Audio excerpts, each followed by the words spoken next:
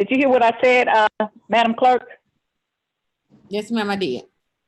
Okay, so Alderman Todd is going to have to reboot his computer. Is Alderwoman Marlene Davis on at all? No, so we're going to go ahead and get, if she's not, we're going to go ahead and go to Mr. Payne, who is here, and maybe somebody could call her, remind her that she had asked for her resolution to be heard. Can you hear me? Yes, We can. Okay, sorry for the delay. No problem. Okay. Madam Clerk, we have, are we ready to go, Mr. Mueller? Oh, sorry, I just muted my own microphone. Yes, we are. Okay. The Engrossment Rules Resolution and Credentials Committee meeting is called to order.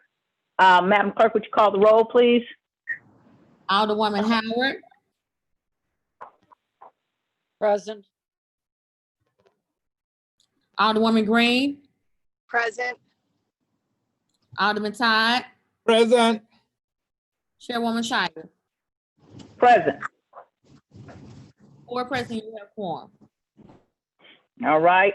The next thing we have is approval of the minutes of Wednesday, June 17th, 2020.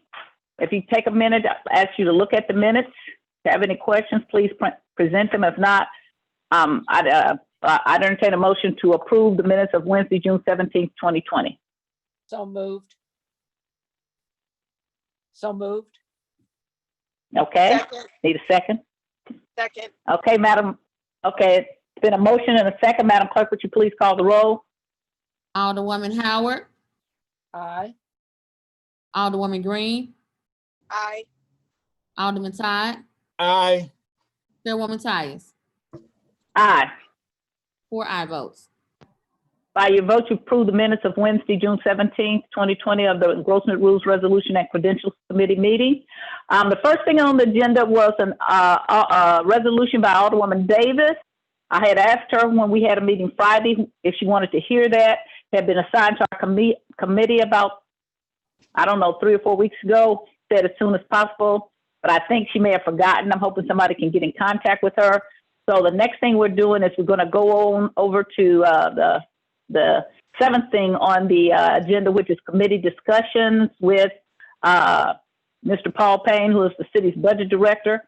And because we are getting the budget so late and we're having to have a special meeting tomorrow morning, and then it's going to come over to engrossment Wednesday, I wanted us to have a chance if we had any questions about this budget or anything we wanted to make sure we knew about. So that's why I called this meeting today, because we have quite a few things on the agenda for Wednesday, and we may have to continue a meeting tomorrow, depending on if our questions get answered or not. And we may be continuing the meeting Wednesday, Thursday, and Friday. For the meeting that's Wednesday, we may be continuing the meeting so that we can get this thing out, because we have to get something passed by the 30th or the mayor's budget goes into effect. So we wanted to get ahead of that. So that's taking, it requires us to move around a little bit. Mr. Payne, I want to thank you for coming and agreeing to appear before us to answer some questions. I asked you to come because I had gotten a lot of calls about some things, workhouse and emails, one about the workhouse and the other one about award capital money. I actually am one of the 4 people still in city government running around here that was here when we passed award capital. The other being our clerk, Mr. Clerk, Alderman of the 18th Ward, Terry Kennedy, Alderman Joe Rody of the 17th Ward, and now the Chief of Staff with the Mayor, because the Mayor, none of ENA was here when we passed it, but Alderman Conway and myself. So us 4, we were here when we passed this. I was kind of taken back when I heard that it wasn't in the original operating plan for the budget for 2021. And I especially was taken back because we did quite a bit of debate back then. You weren't the budget director then. I'm thinking it might have been the comptroller or Frank Jackson, because it was in '93. Now, we had just got a new mayor, Freeman Bosley, and they had tried to pass this tax for a number of years, and it had always been defeated.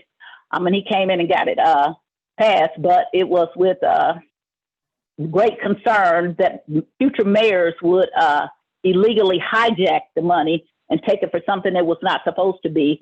And as I understand it, while I was off this board of aldermen, that is exactly what the mayor did. Mayor Francis Slay did. And so I wanted to make sure that I understood that we had all our monies as required by Ordinance 62885, that we did not lose a penny of our money. And so wanted to talk to you about that and some other things. First thing, I guess the question I have for you is I'm looking at these three giant, one is labeled operating plan, one is labeled capital improvement plan, and one is labeled annual operating plan. And this was the budget that was presented to Ways and Means a couple of months ago, is that correct? Yes. Okay, and so we've been having hearings during this whole time with Ways and Means, and have there been changes to the budget since that time? Yes. Okay, and then it went back to Ways and Means, and I understand it's coming back to it went to E&A, and then I understand tomorrow it's going back to Ways and Means. Is that correct?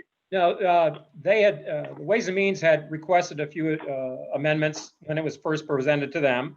And of course, it goes back to E&A to consider those. In the meantime, sort of an unusual year, as I've expressed to Ways and Means, in that there was an adjustment in revenue projections for the next fiscal year as well, which required some adjustments in the budget itself.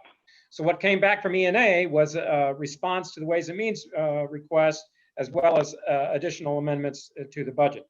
Ways and Means adopted those, and now has recommended is recommending them back to the full Board of Aldermen. Okay, so do you have copies of what was sent to E&A and then what was sent back to Ways and Means? Actually, I do. I presented those to Ways and Means last week, so they had that. Okay, is there a way you could send it to our clerk or me so that we don't have to be trying to individually get them? Sure, I can do that. Okay, because we're going to have this, since we're having a special since we're having a special board meeting tomorrow morning, we're going to have to deal with this. And I would like to have it tonight. So if you can get it to us, if not, if you can't get it to the clerk, you can email it to me and I'll send it to the rest of the committee. You should have also, then the clerk should have also received the board bill as amended that reflects all those changes. Okay. So you should have those. Okay, the board bill as amended? Yes. Okay, but I would like, and is it highlighted or broken out?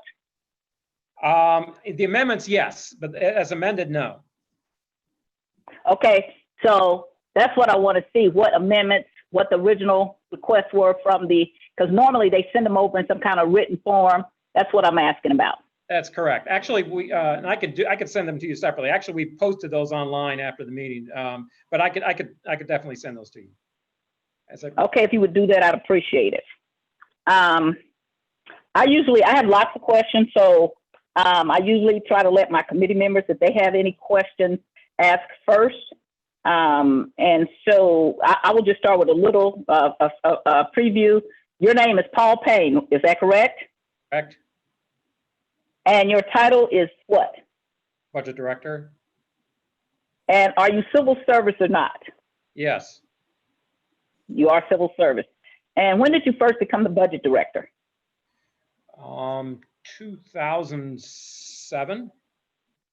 Okay. And were you employed somewhere before that with the city?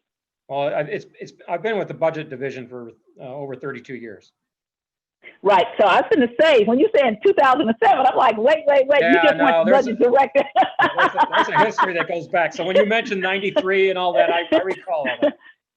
Right. I'm like, what do you mean? And when you're saying, you got me going there like, is he playing a joke on me? But okay, you weren't the budget director. Okay. Okay. And who, as the budget director, who do you report to? The Board of E&A. So 3 members. Yes, Okay. And they can hire and fire. Is that correct? that's correct. Okay. And how is the city budget done? Who does it? Do you do the budget? Do you work with the members of the E&A? Do you work with the mayor? How's the budget put together? I work with members of E&A. Primarily, before I present it to E&A, though, it's working with the various departments to determine their needs and such. And then, of course, I consult with members of each individual members of E&A to ascertain their priorities and such in order to present something to the board in April, for which they would then either make changes or recommendations from that. Okay. And when you're doing the budget, are you conscious of following city ordinances, charter, state statutes, U.S. and Missouri Constitution? Yes. Okay. And what is the city's calendar year, which the budget works from? What are the dates? Yeah, the fiscal year is July 1st to June 30th.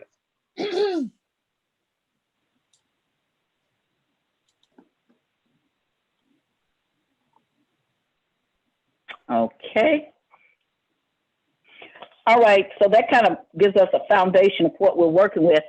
So I'm hoping that you don't get all the emails that we get because I have never gotten so many emails before about a couple of situations before E&A and in our budget now. So I'm hoping that you don't get all of those. But I guess sometimes because I'm alderwoman of the first ward, I think people think that I am one of the members of E&A because I swear sometimes I get 75, 80, 90 emails a day.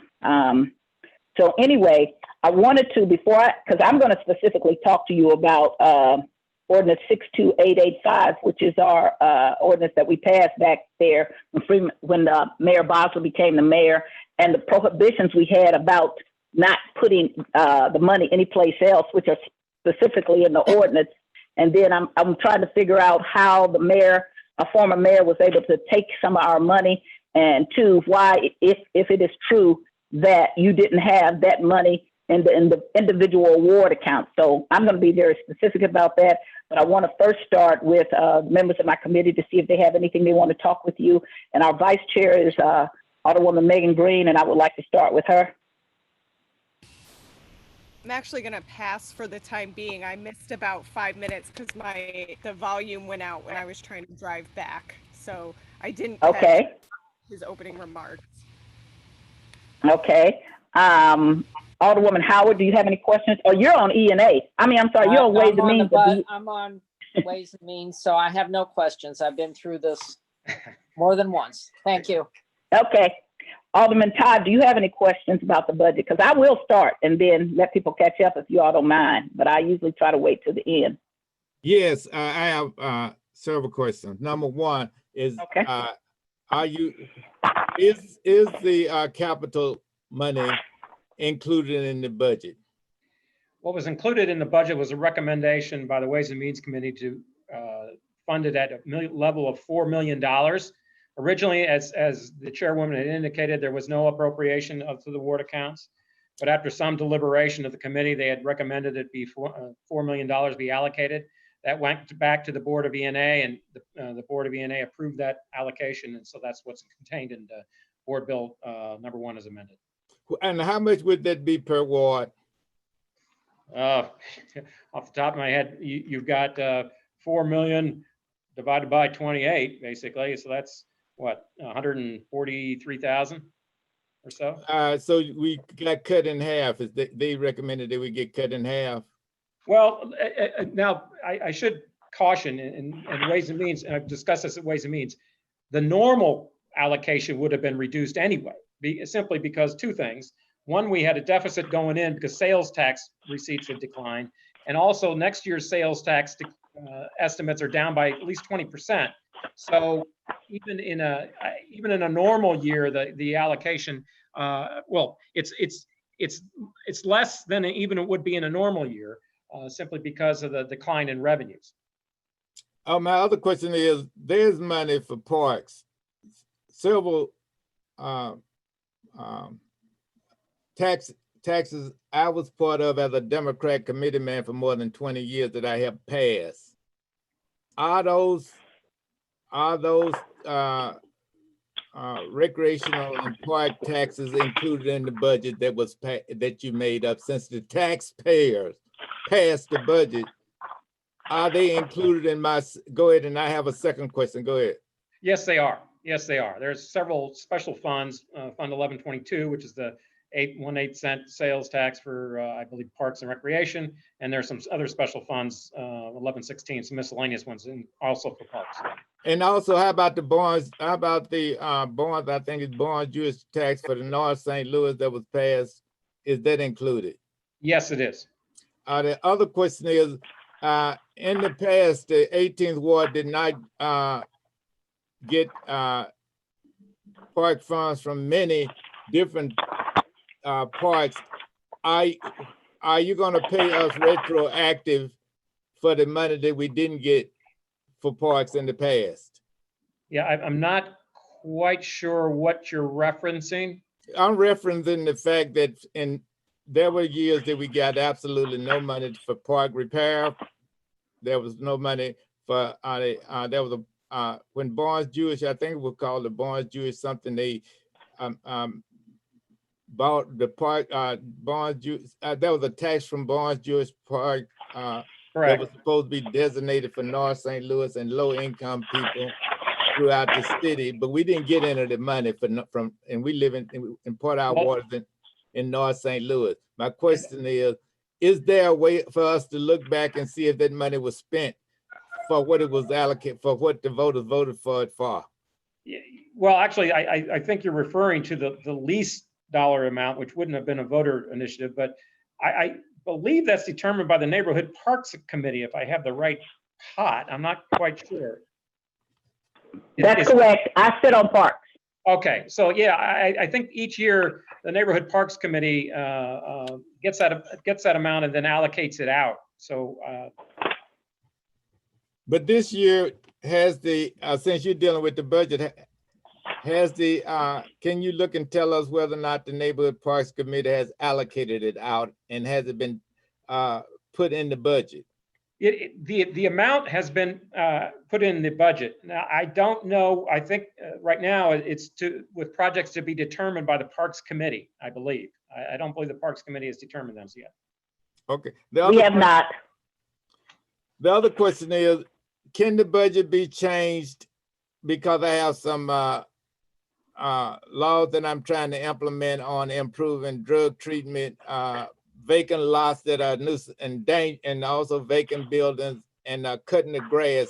Is it possible once this budget is passed to take money from, let's say, the police department and put it into these other areas that have been health and social services and other areas that is has been has not gotten as much money as the police department, for example, but there are other departments, and is that possible for the budget to be changed after it's passed? Yeah, there are several ways of amending the budget. For one, if there's revenue accruing from some new initiative or something, you can do a supplemental appropriation. You can also reduce an appropriation once passed, although in order to increase it, you would need the approval of similar to amendments. You need the approval of the Board of E&A.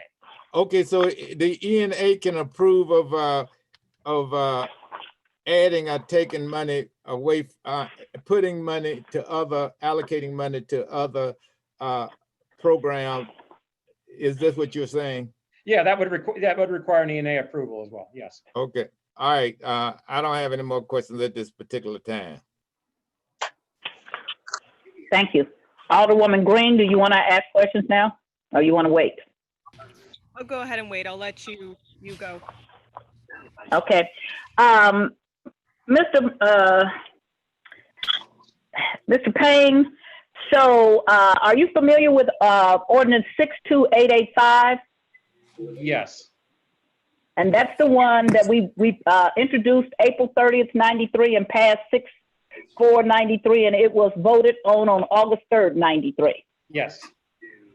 And it was very specific. We debated and we had a lot of talk about this because we had not had a sales tax passed in a long time until the mayor Bosley came along. We had defeated it in North St. Louis each and every time. Yeah, actually, I remember if you remember, there were two sales taxes at the time, because I have them. I'm going to take them one at a time. No. Well, one for capital and the other was the 3/8 cent for general operations. Correct. That's exactly my point. Exactly. Right. That's where I'm going in just a minute. Okay. So when we submitted it to the voters, I just heard you say that the Ways and Means requested that you put $4 million in for the ward capital improvement. Is that right? That's correct. But okay, so one of the things that Division 62885 requires is that all the money that comes in, every last cent of it that comes in, goes to one of 5 accounts. Isn't that correct? That's what the bill states. Correct. Okay, so can you tell me how much money came in this previous tax year for this month? I don't have the numbers in front of me. You're saying how much came in when? In the year in which we're using to refer to when we're going to fund these accounts. How much came in between, I guess, is it 2020 and 21, or is it 21? It would have to be 2021. Oh, you're asking for the estimate for FY 20. The total. Let me. No, I'm asking for what already came in that should have been put into our accounts for the past year. Well, the current fiscal year is still. Let me grab. Let me see. I'm gonna print out and see if I got it here. Because FY 20 is not over yet, but FY 20. I understand. FY 19. Mm-hmm. Yeah.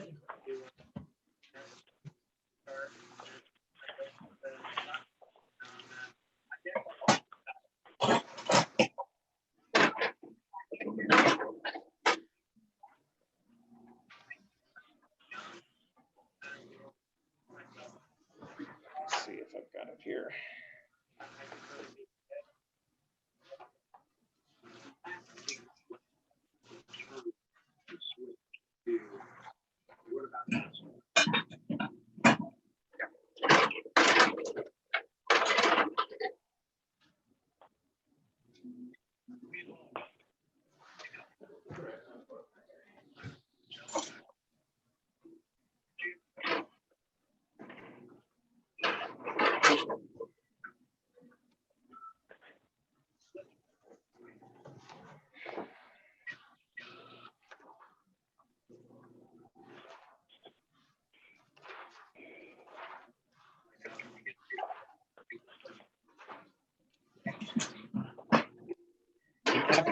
In FY 19, $19.8 million. 19.8 came in from the half cent sales tax.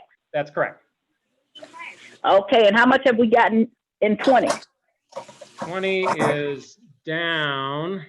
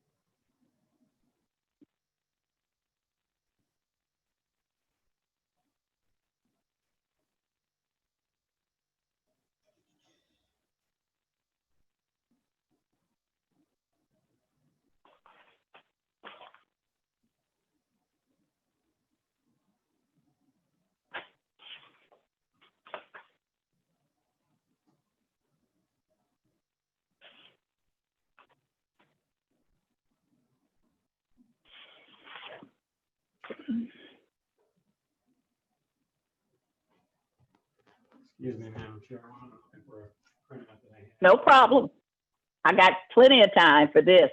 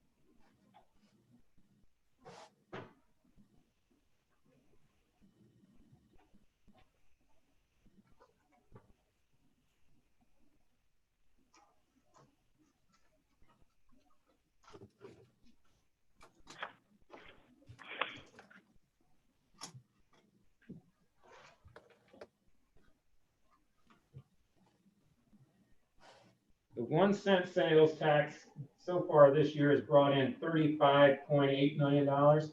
That was through. No, the half cent. The half cent is what I'm That's the asking about. 1 cent. I don't typically track that one on a regular basis. That's why I was struggling to come up with something that had it.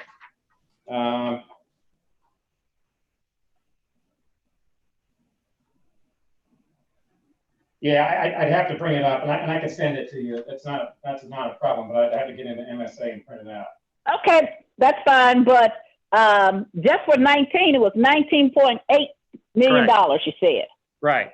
Now, But let's just give you go an idea. and- But I was going to give you an idea, just because of, and Ways and Means members would know this. The receipts declined about 33% just in the last month, and that just gives you an idea about some of the declines we're seeing in the just from general budget purposes. Right. Oh, I understand. Actually, my undergraduate degree was management and accounting and science, so I have a lot of things. But Right. just let's look at this 19, year 19, $19.8 million for the half cent sales tax. Is that correct? Is that the number I just said? That's what you gave me. I Yes. have to pull my book up again. Well, that's what you gave me. So let's Okay, go with that. fine. In the budget, in this ordinance, because again, we did not trust what was going to happen in the future, which Right. we had every reason to be correct, because Okay. we know greedy little mayors want to put their hands on this, and and I know that 2 members of ENA can massage the budget director, but unfortunately, you have somebody sitting here who is long-term and knows the ordinance. So let's go through this ordinance, okay? Okay. So there were 2 questions proposed in this ordinance. One of them, shall the city impose a 1/2 cent sales tax for the purpose of funding capital improvement? Yes. 2, shall the city impose a 1/2 cent sales tax for the purpose of funding capital improvement, which may include the requirement of debt under previous authorized bond indebtedness? That was the 2 questions that we had back in August of '93. One of the things that we were sure we did not want to do, because we were just doing the Rams/Convention Center Stadium, is that we did not want this money to be hijacked and given to a stadium.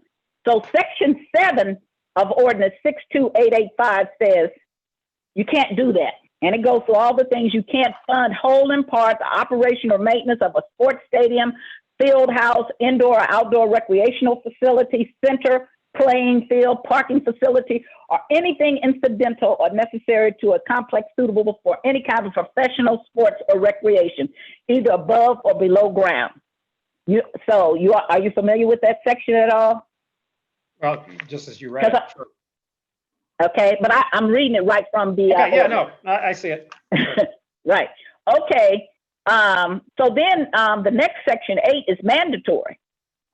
And it says pursuant to section 94.577 revised statute Missouri, chapter 5.35 of the revised code, all revenue received by the city from the tax authorized by this ordinance shall is mandatory, be deposited into a special fund hereby created to be known as the Capital Improvement Sales Tax Trust Fund, to consist of 5 accounts.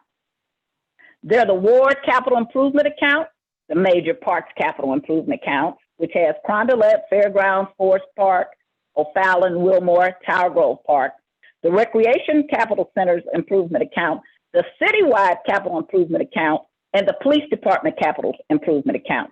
And then we got even more specific. We told you how much had to go.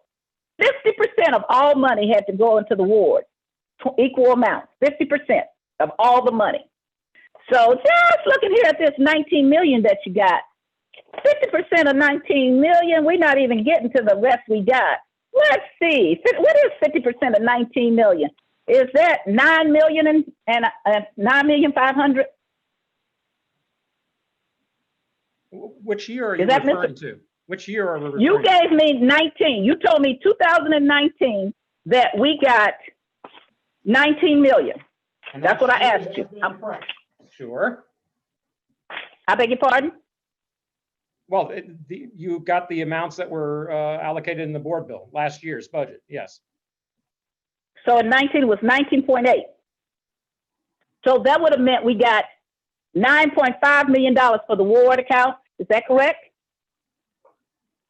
That would have been less the $1.3 million that's allocated to streets and BPS for the design of the projects within the city.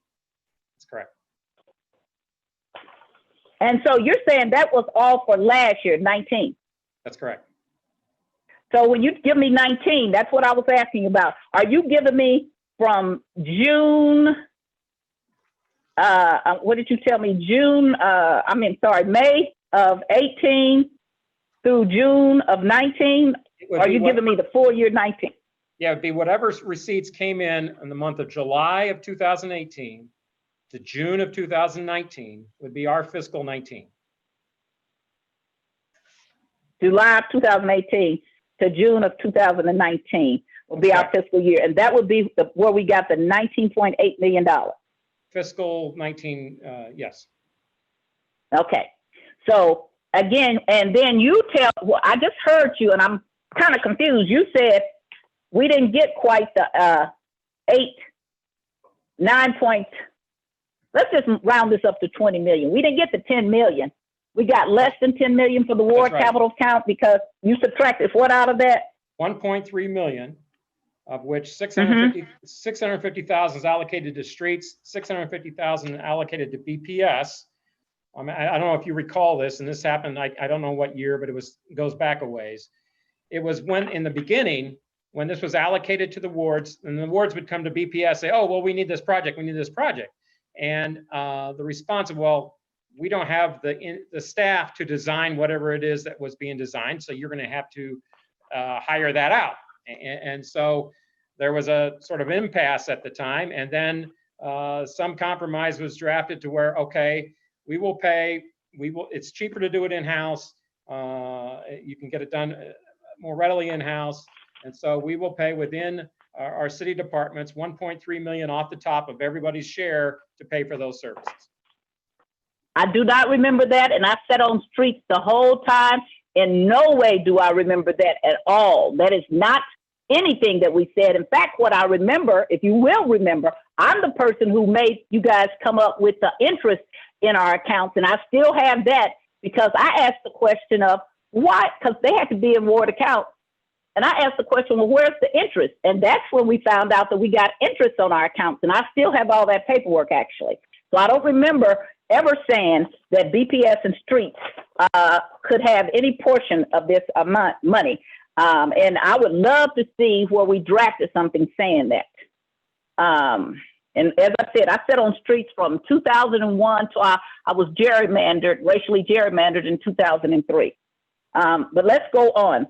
So if we're giving streets 650,000 and BPS 650,000, then can you tell me why BPS then is trying to charge us for a study for speed humps? And if that's not your bailiwick, so if you can't tell me, I'll understand. Let that for Rich Bradley answer that question if you don't want to. Well, I can answer in a general form. That amount is pulled from the top, so it's not specific to any particular ward, and it's not particularly even to the wards. It's particular to our citywide accounts, our rec accounts, our park accounts. It comes off the top of the calculation. Mm-hmm. So I want to remind you, so as I said, I was there from 2001 to 2003. When I came back in 2013, I was actually on streets for a while. I do not remember what you just said. And I remember getting a lot more money, and I'm going back and pulling that all together because we got a lot more money than we get now. And we had more employees. That's what I remember. We had employees working for the streets, and BPS most certainly had more people assigned to us. In fact, I did check back with that. Now we got like 2 people. Back then we had 4 or 5 people that were assigned to the aldermen. So it was 3 or 4 people, 5 people, so that each person only had 5 or 6 aldermen, and you could get the projects done. And they didn't wait for a long time. When I came here in 91, we got only $70,000. That's what we were getting before we passed the tax. And they would give each ward $70,000, and that was our money. But be it 70 or when the first time we got, I think we got 200 or 300,000, 200,000, maybe 190,000. I have to look at that.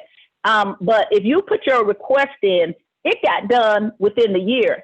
And when 50/50 sidewalks started to take up a long time, we actually passed a law to split the 50/50 sidewalk up into 2 accounts.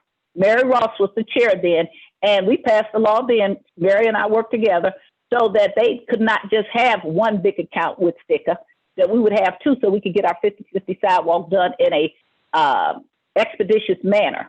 So, and then I remember somebody going behind our backs and giving sticker both contracts, and there being a big amount of hell raised about that, and they split it back up. So again, I'm going to be asking you to provide me where we crafted something in writing for this agreement to give streets and or BPS our money, because I don't believe that. But going back to that, so what I want to talk about again is that we mandatory under Section 8 of Ordinance 62885, 50% to the ward capital. Major parks got 17%. Recreation center capital improvement accounts got 3%. Citywide capital improvements got 20%. And the police department, I didn't put it down there, but they got a percentage also. 10%. Okay, I didn't put it down. And then there was a procedure under Section 8 and 9 of how the tax was to be used.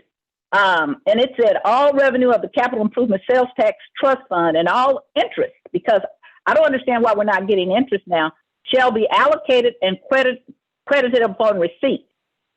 So what I don't understand is, so if that's already put in the account like it's supposed to be, it goes on further to say you can't take that money out of the account. That's in the ordinance also. It says, so you put it in there as you get it, and then it says no money credited and allocated to any account or sub-account within the capital improvement sales tax trust fund shall be transferred to any other funds, nor appropriated, expended, used, or encumbered for any purpose other than capital improvement as indicated by the name of the respective accounts or sub-accounts.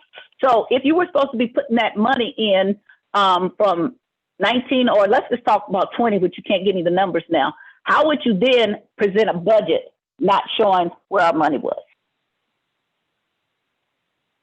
Well, first of all, let me give you a little more history on this account, because this has occurred before, and in Ways and Means we discussed this. In years past, when there were budget shortfalls, we did reallocate funds from the ward account, and it was a certain amount. And basically, we said, notwithstanding Section 8 of Ordinance number 62885, the allocation shall be X for that coming year. And that's basically what we're doing this year. It's not a percentage at this point, but we're saying notwithstanding ordinance 62885, a certain amount is being reallocated to our citywide accounts in order to fund citywide capital needs and help with the budget gap. And that's occurred in the past, and that's occurred in this coming fiscal year as a means for bridging the gap. And where is that in the budget? It's in the board bill 1 as amended. It has the language in there under the Fund 1220 Capital Improvement Sales Tax Trust Fund. Can you send me that exactly? Because I'm going to surely be on the floor amending that. Because let me tell you what the problem I have. And Alderman, the former Alderman who's now our clerk, Mr. Clerk, we talked about this because we both voted no. Because we said they're going to be thieves and liars. And they're going to tell you one thing and do something else. So what you're telling me that we told a bold-faced lie to the voters of the city of St. Louis and that we were correct who voted no, because now we're going back behind the people's back and taking the money that was only got passed because Freeman, because no other mayor, only Mayor Bosley could get it passed. None of the other mayors could get it passed.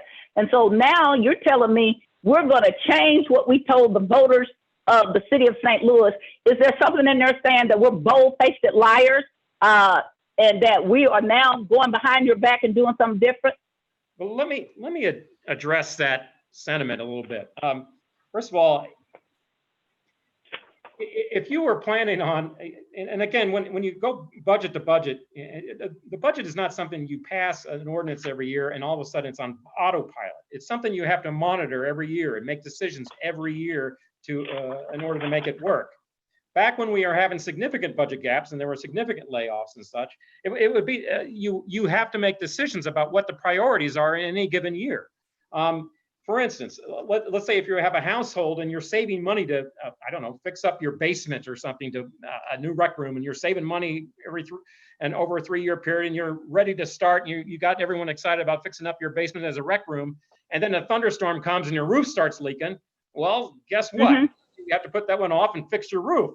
And please don't pander to me. I understand the budget. I understand the budget, and I've been through it a lot of times. I've been here, and I would have still been here 29 years. Don't pander to me. Well, I understand how the budget. What I want to say is there's something in plain language that says we are going against. Besides that, notwithstanding ordinance, is there something saying that we are changing the vote of the citizens that we promised? And I tell you, we promised, and I tell you that I told the people that was a bold-faced lie, and that at some point you will come back. So we're not saying we lied to the people, because I'm going to say it. Of course, I am. I mean, you can, but and to say that it's underhanded, no, I've been very clear about what. It is underhanded.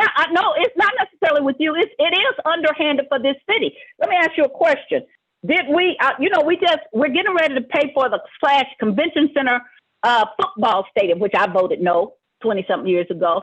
Now, did we then take that and when we took that $6 million for the future and decided for 40 years in the future, we were going to commit that to the convention center at the tune of $400 million, did we defund that? No. In the budget, so that's still in there. Well, yes, it is. So we left the convention center and took it from the people that we promised would have this money. Well, we allocated to other capital improvements. Yes. No, you're not doing other capital improvement because it was sold.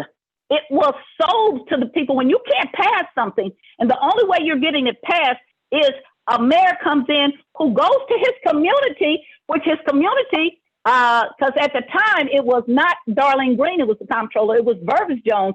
We all told him, don't believe him. I promise you in the future that this is going to be something different. And they're going to come back with their greedy little hands and put it on there. So why would you take it from neighborhoods and communities such as mine, which you already stole $8 million by stealing my ward, by the way, because I do have that amount. Why would you take it? And we're only talking about the ward account. We haven't even got to the park money and everything else. Why would you think that it's okay with me? And when I say you, Mr. Payne, I know you work for grubby little people who got their grubby little hands out. So this is not personal against you. It may sound like it is, but it isn't. But so I'm asking you, because you're their representative, who thinks that it's okay to steal from the little people and give to the richer people, except for Republicans? I thought we were all Democrats here. Again, the only way I can express this is I look at it as from the budget director trying to make ends meet. And basically, we have a significant budget gap. We lay out what our options are, and we identify some options of doing that. As I presented to the Ways. So why didn't you just take the $6 million from because that is why don't you take that? Because that's an existing debt, and you would do far more. And you have an existing debt to us, the people in the community. Not anybody in my community, and I can speak for Jesse's community, would say, take our money and then give money to the hotel convention center. Is there any big project that's downtown that you said, let's take the money from them? Well, yeah, I don't know. Or the Central West End, yes, it's a yes and no. Is there any big project that you took the money from? Because what you're saying is it's all right, not you again, Mr. Payne, please believe I have a lot of respect, but you have to represent them, so you're the customer service person that's showing up for the mayor. I would respond that you would not want to do anything that would hinder your payment of actual debt, because then you're damaging yourself going forward, regardless.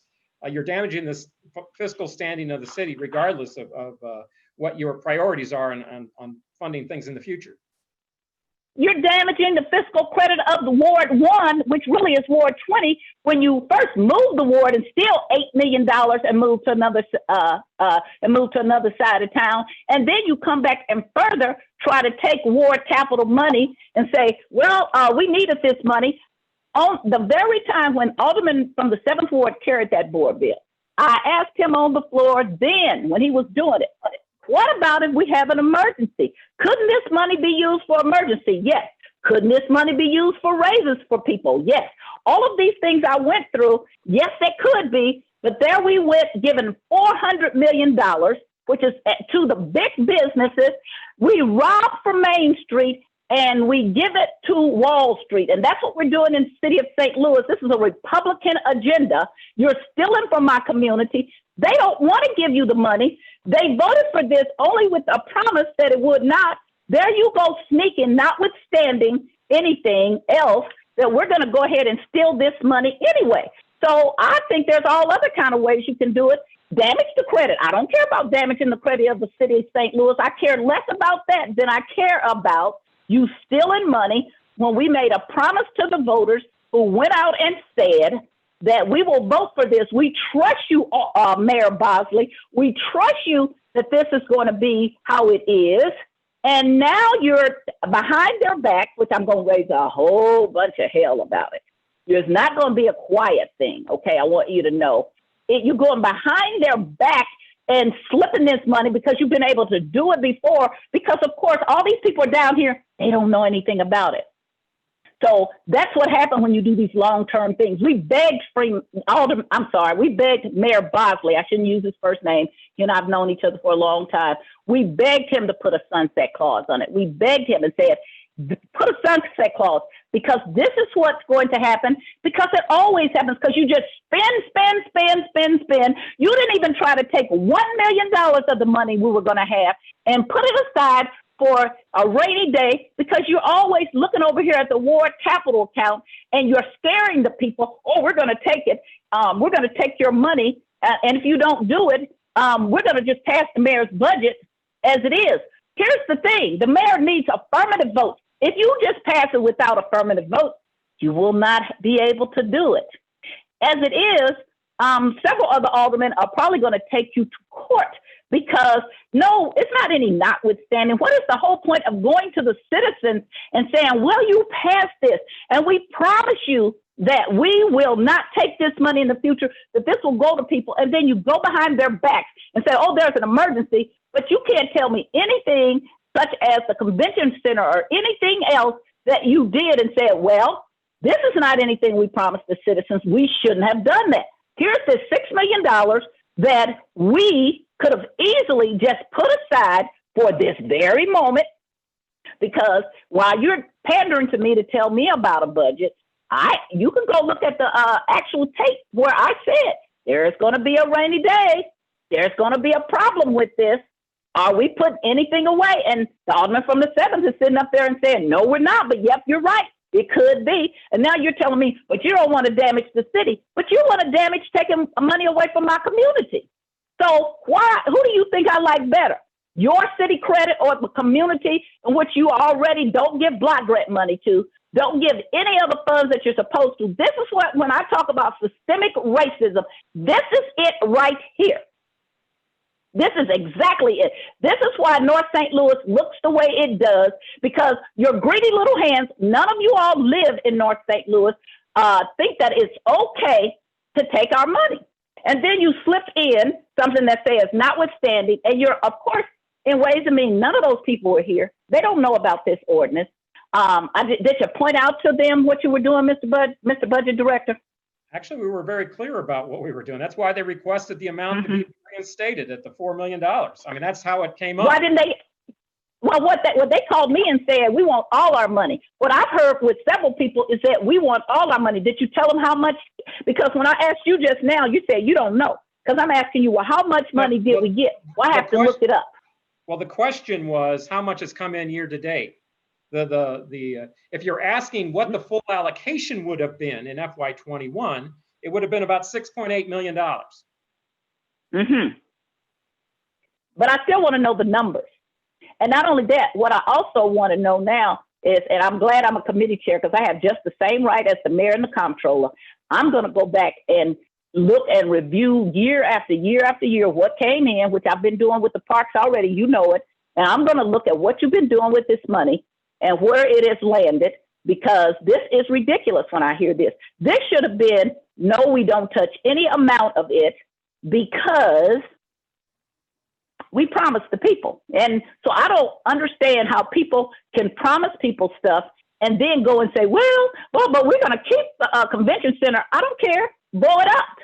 Okay, we can't afford it. So now you're making me go over here. I have not been a person of close the workhouse because I've looked for a more middle ground saying, oh, well, maybe we can repurpose it. But then close the daggone workhouse. And you're going to put me over there with the rest of the people because you're stealing money from my community. So close it, move the federal prisoners out of the Justice Center, which was built when I was the chair of public safety, and then just take that money and put it right back into our ward capital account. How about that? There was a lot there. I didn't know whether you wanted a particular answer or a particular one. What I want to know is, so how much do we spend on the workhouse every year? Well, the next year's budget is just over $8 million. $8 million. Yeah. So the comptroller is one of the people who has said close the workhouse, right? To the best of my knowledge, yes. Okay, so if we close the workhouse, we could just move our citizens who are held, many without bail. Then we're talking about a savings of about $8 million right there. I mean, if that's, there are a lot of intricacies in regarding what I to know. do with the I really people do there. know. I'm being okay, because of course we would lose the federal dollars because we got federal employees living better than our citizens. Okay, which is appalling to me. I was here when we were under the order from Judge Cahill. We would bring people in the front door and put them out the back door because the workhouse was so horrible. Now I have also still been the person, which I'm usually not in the middle, saying, but we can repurpose it because I'm a rehabber and I don't like to tear buildings down. But when you tell me you're stealing from people in the ward accounts and for downtown, and you're slipping this by for people who just really don't understand, they can just say no to you. That's the thing of it is, they don't have to ask you. The Board of Aldermen, let's just get it straight. We can take money out the budget. Isn't that right? That's correct. And you cannot put it back in. Isn't that right? That's correct. And we do not, see, the people on Ways and Means don't understand. We do not have to, I do, because I was on Ways and Means and got taken off because I was taking money. we do not have to go send it back. We do not have to make deals with you. We can just slash the budget the way we want to. Isn't that right? Yeah, that's true. But as I presented, one of the goals was to try to get something to add back. So in a typical year, you would have some sort of going back and forth because they wanted an addition. If you just want to cut, we don't have to add back because we do not have to let you have our ward capital money. You are playing a game with us that should not work. We do not have to let you have our ward capital money. Now, what you could ask the good people, any of those people who want to give you some of their money to do it. This is something I always tell people. Don't overplay your hand and make people start looking at you sideways. That's what Dr. Eccles did when he talked to me in a really difficult way about not helping my community. So you have now got me. I already was looking at it because I've been requesting this stuff from you for quite some time. I've been putting spreadsheets together since we got this money, and I'm going to continue. It would have been much better for you all to ask people who wanted to donate. I have no problem with those wards who want to donate. I have a problem with you leaving it out and not putting it in the budget and telling them this is the budget and not telling them that as it is required, it's already in their ward account. If it's not, then you or whoever is doing it is breaking the law because as I understand it, this ordinance has never been found to be illegal, has it? not to my knowledge. So it is a legal ordinance. As far as I know, yes. Okay, and as it is legal, then is it your responsibility to follow the ordinances and charters and state statutes and the Constitution? Yes. Okay, so if the ordinance tells you that you are supposed to, as the money comes in, because the money doesn't come in all at the same time. So as the money comes in, then are you putting it in our ward accounts as is required? Well, I don't. Our office doesn't allocate the monies as it comes in. That would be the comptroller's office. But the comptroller. But the I will be talking to her as soon as I get off the phone for you. Okay. But the off this Zoom call is designed similar to what you said. However, as I mentioned, in any given year when we've had shortfalls, and we did this in the last recession where there was a reallocation of funds, which was done through Board Bill 1, and that was through another ordinance. But here's the problem. That's like you telling me, oh, we have your bank account, and we went and dipped in it. So the ordinance, let me read it to you again so you can understand it. It says, you shall not take that money. Let me get the correct wording. No money credited and allocated to any account or subsequent account or sub-account within the Capital Improvement Sales Tax Trust Fund shall be transferred to any other fund nor appropriated, expended, used, or encumbered for any purpose other than capital improvement as indicated by the name of the respective account or sub-account. So if you're telling me, and I'm going to ask the comptroller, because I also want to know why we're not getting interest like we used to. Well, if it was already in there, no. If it's already in there, who gave you permission to go in my account, Ward 1, and take any of my money out of it? Because I didn't give you permission. Well, Board Bill 1 would have in the given year. No, Board Bill 1 is afterward. No. Board Bill 1. But let me stop you. If it's already in there, what you're doing is saying, I'm going to go back and take it out because it is supposed to go in there as it comes in. Is that not correct by this ordinance? This says notwithstanding that provision of the ordinance. No. You're not answering me. Does this ordinance require you to put the money in, or not you, but the comptroller to put the money in as it comes in? Yeah, I don't know how the comptroller allocates from that end, but I can just tell you from what Board Bill 1. I didn't ask you that. I asked you not to say what the comptroller did. I said, let me read it to you again. So me and you can be on the same page. What it says is, let's see here. I got them out of order. Here you go.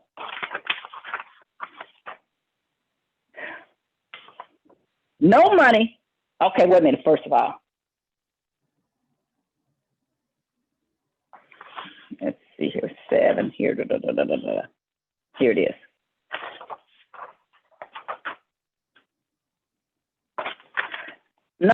Section 8 all revenue of the capital improvement sales tax fund, trust fund, and all interest on such revenue shall be allocated and credited upon receipt. Is that plain language to you? Yes, yes.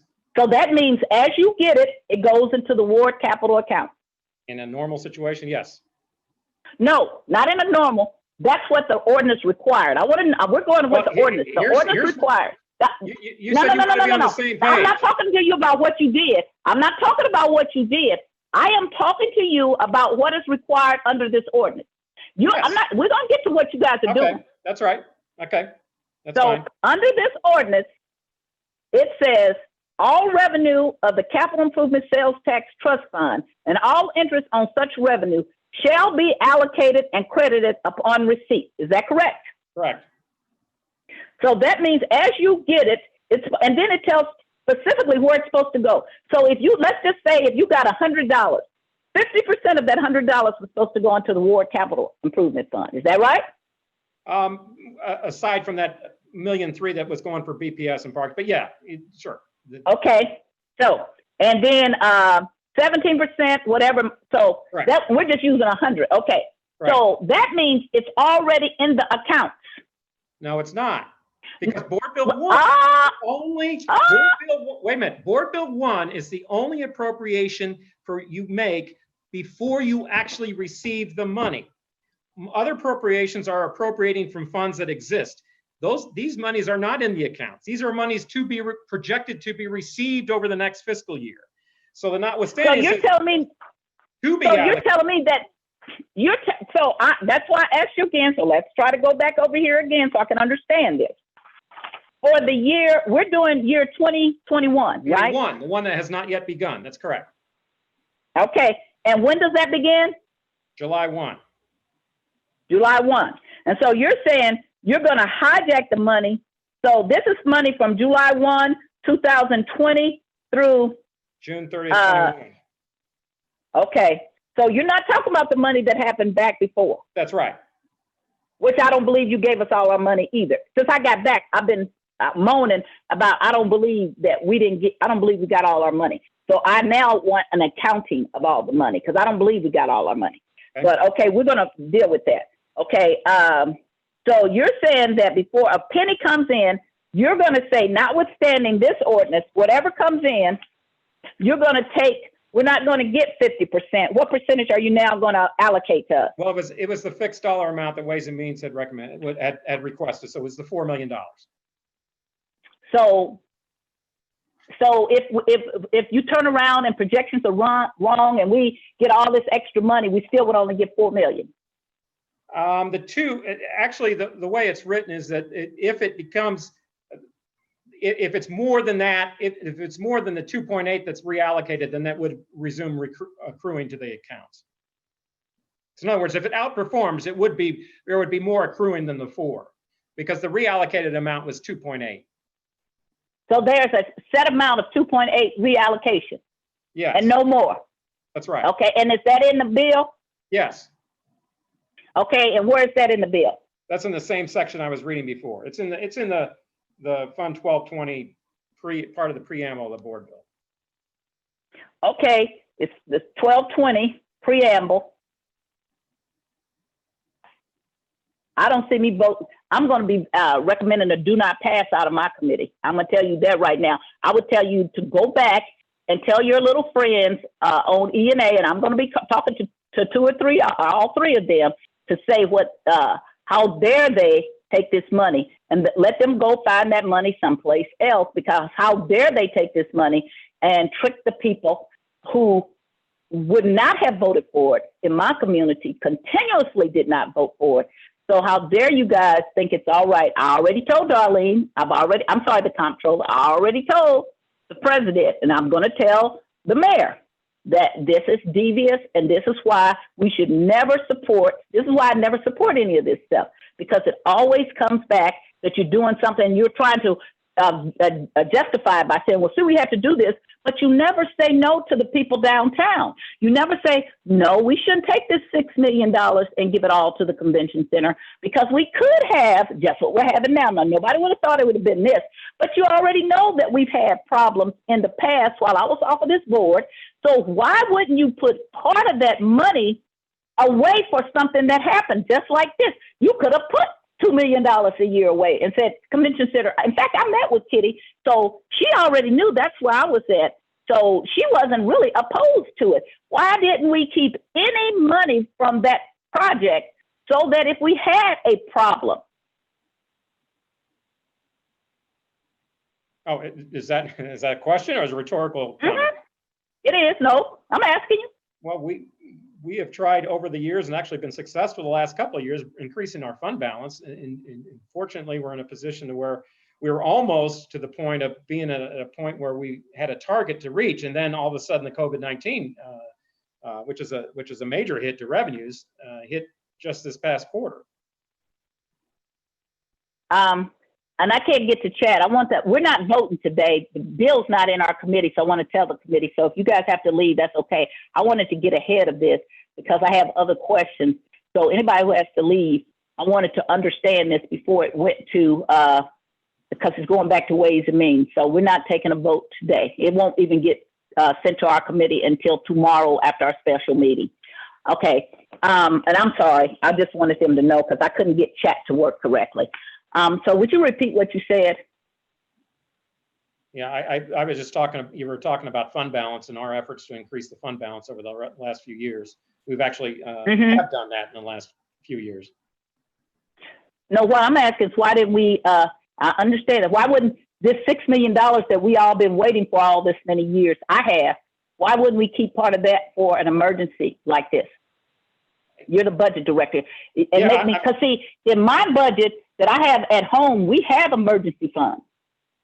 Well, that's what I just explained. We have been setting aside money for the fund balance reserve. It took a long time. We were working our way up there, and then all of a sudden we get this hit. But we had made progress in the last 2 or 3 years on building back our reserves. That's not my point. Okay, so let me give it to you like a home budget. My husband is in green energy. We've never had a lot of money for a lot of years, and then he went to green energy, and so he gets these big amounts of money that he gets, and we don't spend that money because we never had money for a long time. We put that money away, and right. Not only that, and we put that for a rainy day, and we know we're going to retire. We know all kind of things. So here we've been spending $6 million since I was a new alderperson, and now all of a sudden we get it back finally. Even because I'm also the alderperson that said that we should not leave that loophole to let the Rams leave. I voted no because we left the loophole, and everybody told me, oh no, the Rams wouldn't use that, and they did and left. So why wouldn't we say we got this $6 million here, and yes, we want to fix up, but we can't do everything at once. In my household, we don't do everything at once. We're going to get a new fence and some new concrete put down, but there's some other things we wouldn't get. I don't understand why the city thinks it's okay to just give everything to fixing up the convention center instead of putting $1 million a year, keep it and give them $5 million or $4 million. Why wouldn't we take $1 or $2 million from that fund specifically and put that away someplace for rainy days, and especially since we didn't have anything built up the way we should have. And rainy days come in all kind of things, in all kind of ways. So why didn't we use part of that $6 million? Well, the $6 million is still on the existing obligation. I mean, you're talking about the convention center. That hasn't expired Are yet. we going to be finished with that debt? Are we going to be finished with that debt next year? Not next fiscal year. We still have a payment this coming fiscal year. When are we going to be finished with that debt? I thought it was 21. I think this might be our last year. 21 being this coming fiscal year, not after that. And then we also have a residual million a year for a couple of years after that. I believe. Well, then how were we able to then say we're going to put $6 million for 40 years to the convention center? Where'd that money come from? Because that's that same $6 million. I think that again, that's not pertains to this budget that we're talking about, but I believe it's using the same stream, the same 6 million stream going forward once this one expires. So again, that's not- we could have that's taken not some of that. No, that's not FY21. Go ahead. It's not in this budget. That is not part of this budget, that new improvements that you were talking about. That's a So different. that's 21, 22, are you telling me? Yeah, that's not an appropriation here. That the 6 million is still there, but Okay. it's our old debt. It's the old payments. Well, I was told that we pay it off in early 21, so I would like to know for sure when we pay it off. Yeah, okay? I believe it's all, our payments are in August, I believe, August and February typically, but I can get that to you. But yeah, but the 6 Okay. million in this budget is the old payment, not the new payment. So and there was no place else we could have cut money except for to come begging from the ward capital account. Well, I don't know if you talk with your colleagues on Ways and Means, and I sort of went through a big long list of cuts that we were making on different things, and it's never, it's unfortunate we went through this because I really think we were making progress on a funding point. The revenues were looking good and all. We were actually able to contribute to reserves, and then pow, right in the end of the first quarter, we get hit with this. And it's not just us; everyone got hit, I should say. But it's just unfortunate that we got hit when we did. But it's never pleasant when we have to make the cuts and everyone has different ideas about what the priorities are. So I understand that. No, my priority is not to lie to the citizens. That's my priority, to do the best I can to keep my word to the citizens. When you go out and say, if you do this, and so I was part of it, but I didn't lie because I said, they're not telling you the truth, they will do that. So my priority is that we should not be going out to the citizens and asking them to vote for something and promising them, especially since you never could get it passed, okay? So Benchamer couldn't get it passed, Conway couldn't get it passed, and North St. Louis killed it. And then to come and have the gall and the audacity to take it from the very people who need it the most, I just cannot believe that. I can, because I said you would do this, not you, that they would do this, but the citizens should never support anything that you ask for. If you keep doing this, they don't understand this notwithstanding. I, as an attorney, I understand what that means. I do understand it, but it is wrong. I'm telling you, morally it's wrong. Fiscally, it's wrong. It encourages us not to put more money away and to tell the citizens. We've basically given the citizens the middle finger and saying, yeah, we told you that, but so what?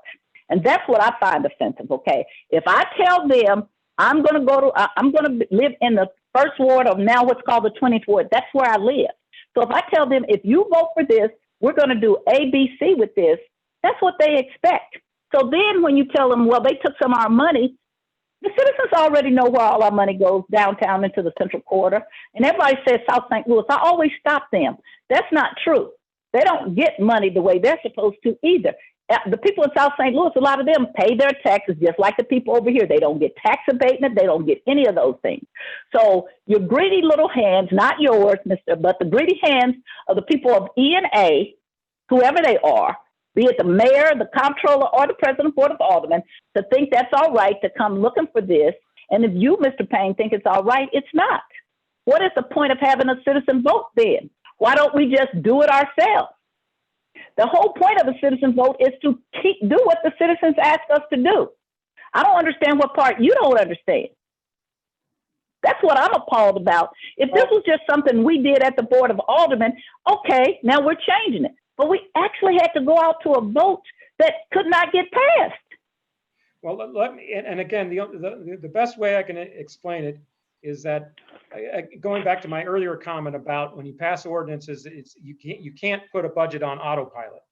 And given the hits on revenue that are out there currently in the budget we're considering and have in the past, the question then comes, all right, knowing what you do know today, what would you fund and what would you not fund on a priority basis? Because there's going to be certain things that you would have funded in given years that you might not fund on another year based on what you have to cut.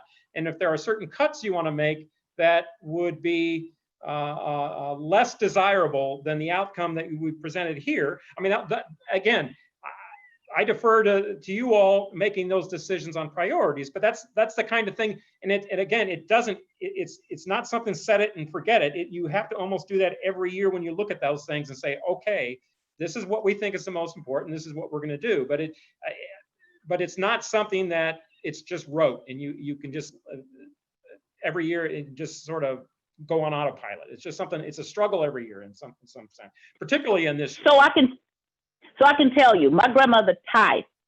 She believed in tithe. She didn't care. She was going to give it. Okay. So that was the money that was set over there. My parents had college funds for us. You didn't touch the college fund. So I look at this money for ward capital as a college fund. Whatever else you have to cut, you don't touch that because it belongs to the people. So I come from a working class family and we had to do a budget. When my husband and I got married, we did a budget where we used to get $10 a week because we had over budgeted. We had spent a lot of money on our wedding travel. And so we wanted to get under our budget. And so we came in, we got $10 a week. That covered your lunch, you're getting your hair cut, everything, you're cleaning. So we did everything at home. But within 4 years, we went to a cash basis. Okay, so I understand.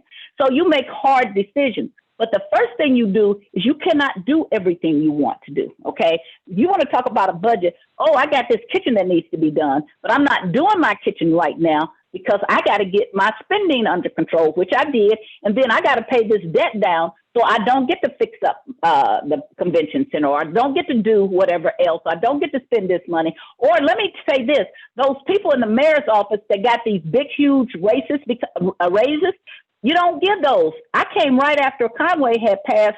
We used to could make only $25,000 at the city. Were you here when Conway changed that?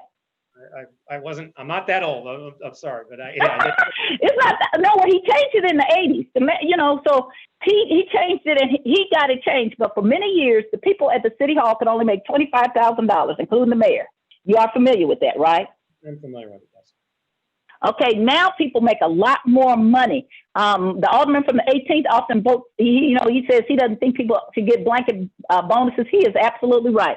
I'm embarrassed that I carried the police pay raise now. I'm totally embarrassed because they have shown me they didn't deserve it, and I should have known better. So I'm embarrassed because I'm usually much smarter than that. So when you get out there and you spend all the money on everything else, you're not planning about, I know a budget is not stagnant and it changes, but you plan for this stuff. You put money away. You say there's something that could come. So we're going to take some little money from this. We're not going to give these people who are now making more than the mayor, because there are people who make $200,000, $250,000. They make way more than the mayor's office.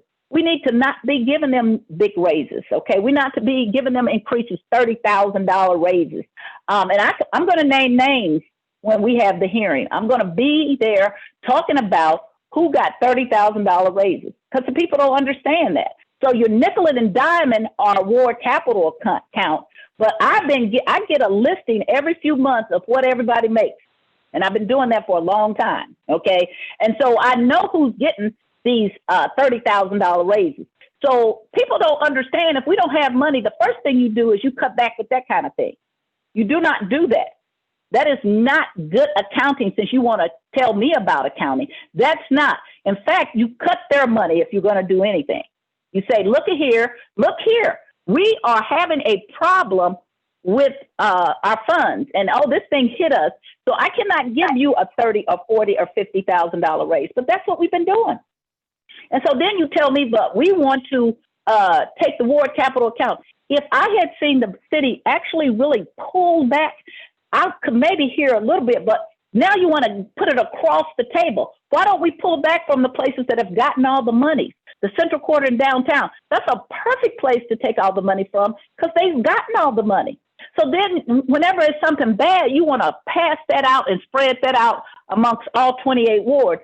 But everything that goods goes downtown. You're creating a system that is unfair, unequal, and racist.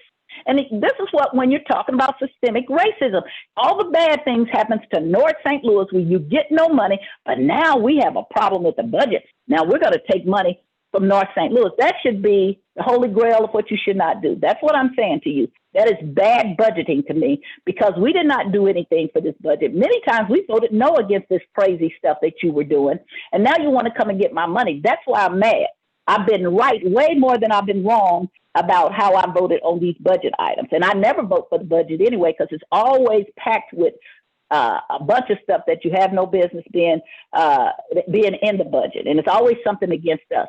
So now you're sitting here with this, oh, we're doing this across the, why didn't you just ask any alderman who wanted to give money? Why wasn't that an option? Because you had to actually achieve a certain number. I mean, I can add that it's not just the ward cap that's been reduced. Other capital items, and that's one of my concerns just over long term. The rolling stock, our citywide rolling stock fleet needs to be replaced. And there's all sorts of building needs and street needs and bridge needs. There's no, I don't think anyone would argue to say that we don't need to invest more in our capital assets.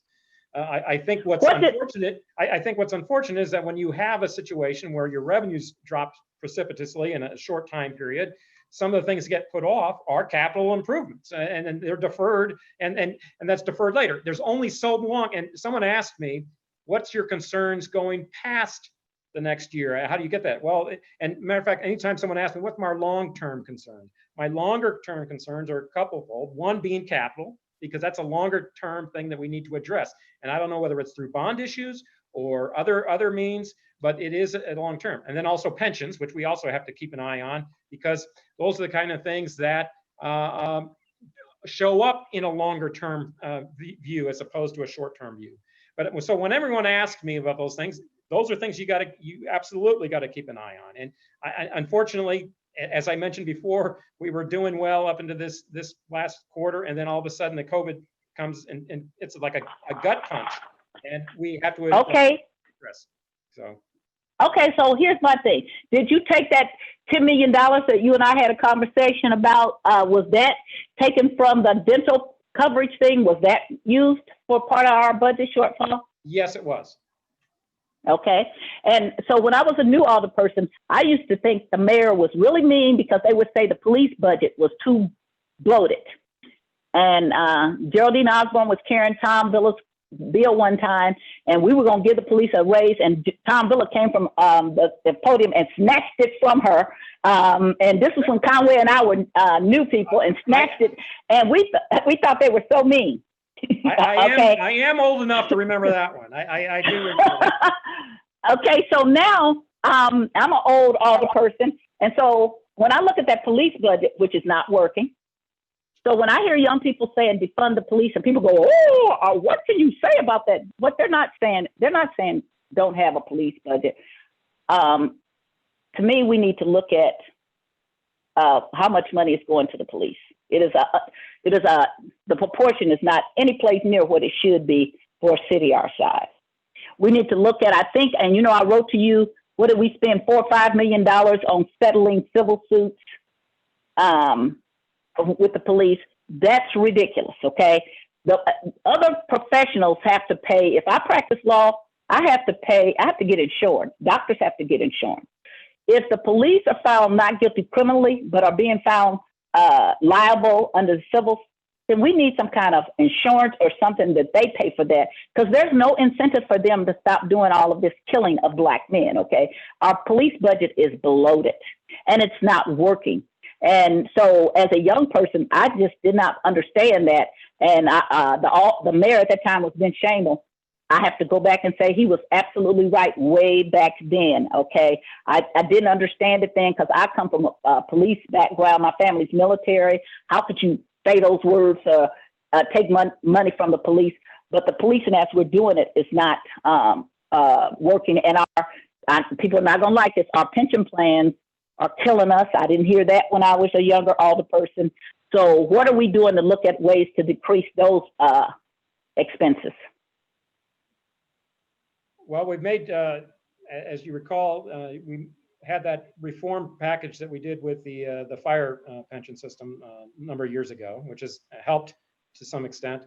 There have been a few minor touches through ordinance with the ERS system, but Unfortunately, with the police system, that is entirely a function of state statute.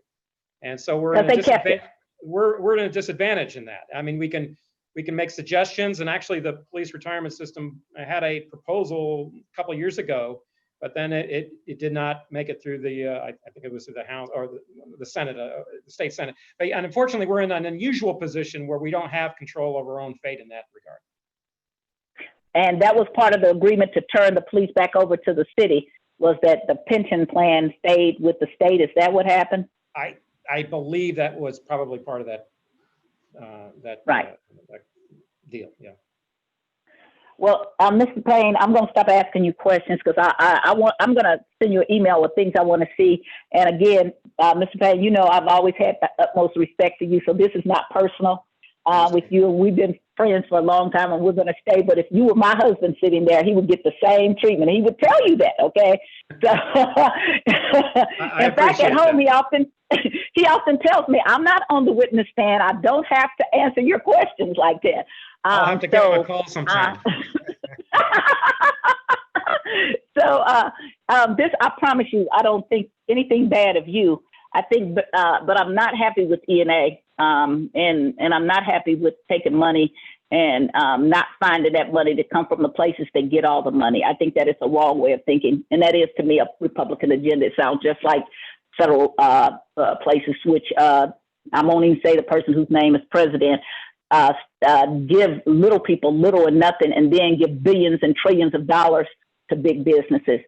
If you get the money when we're prospering, then you also, the people should have to give the money up. We need to be recapturing things from these tax abatements. We need to be looking at ways of stop giving all this tax abatement and tax increment financing.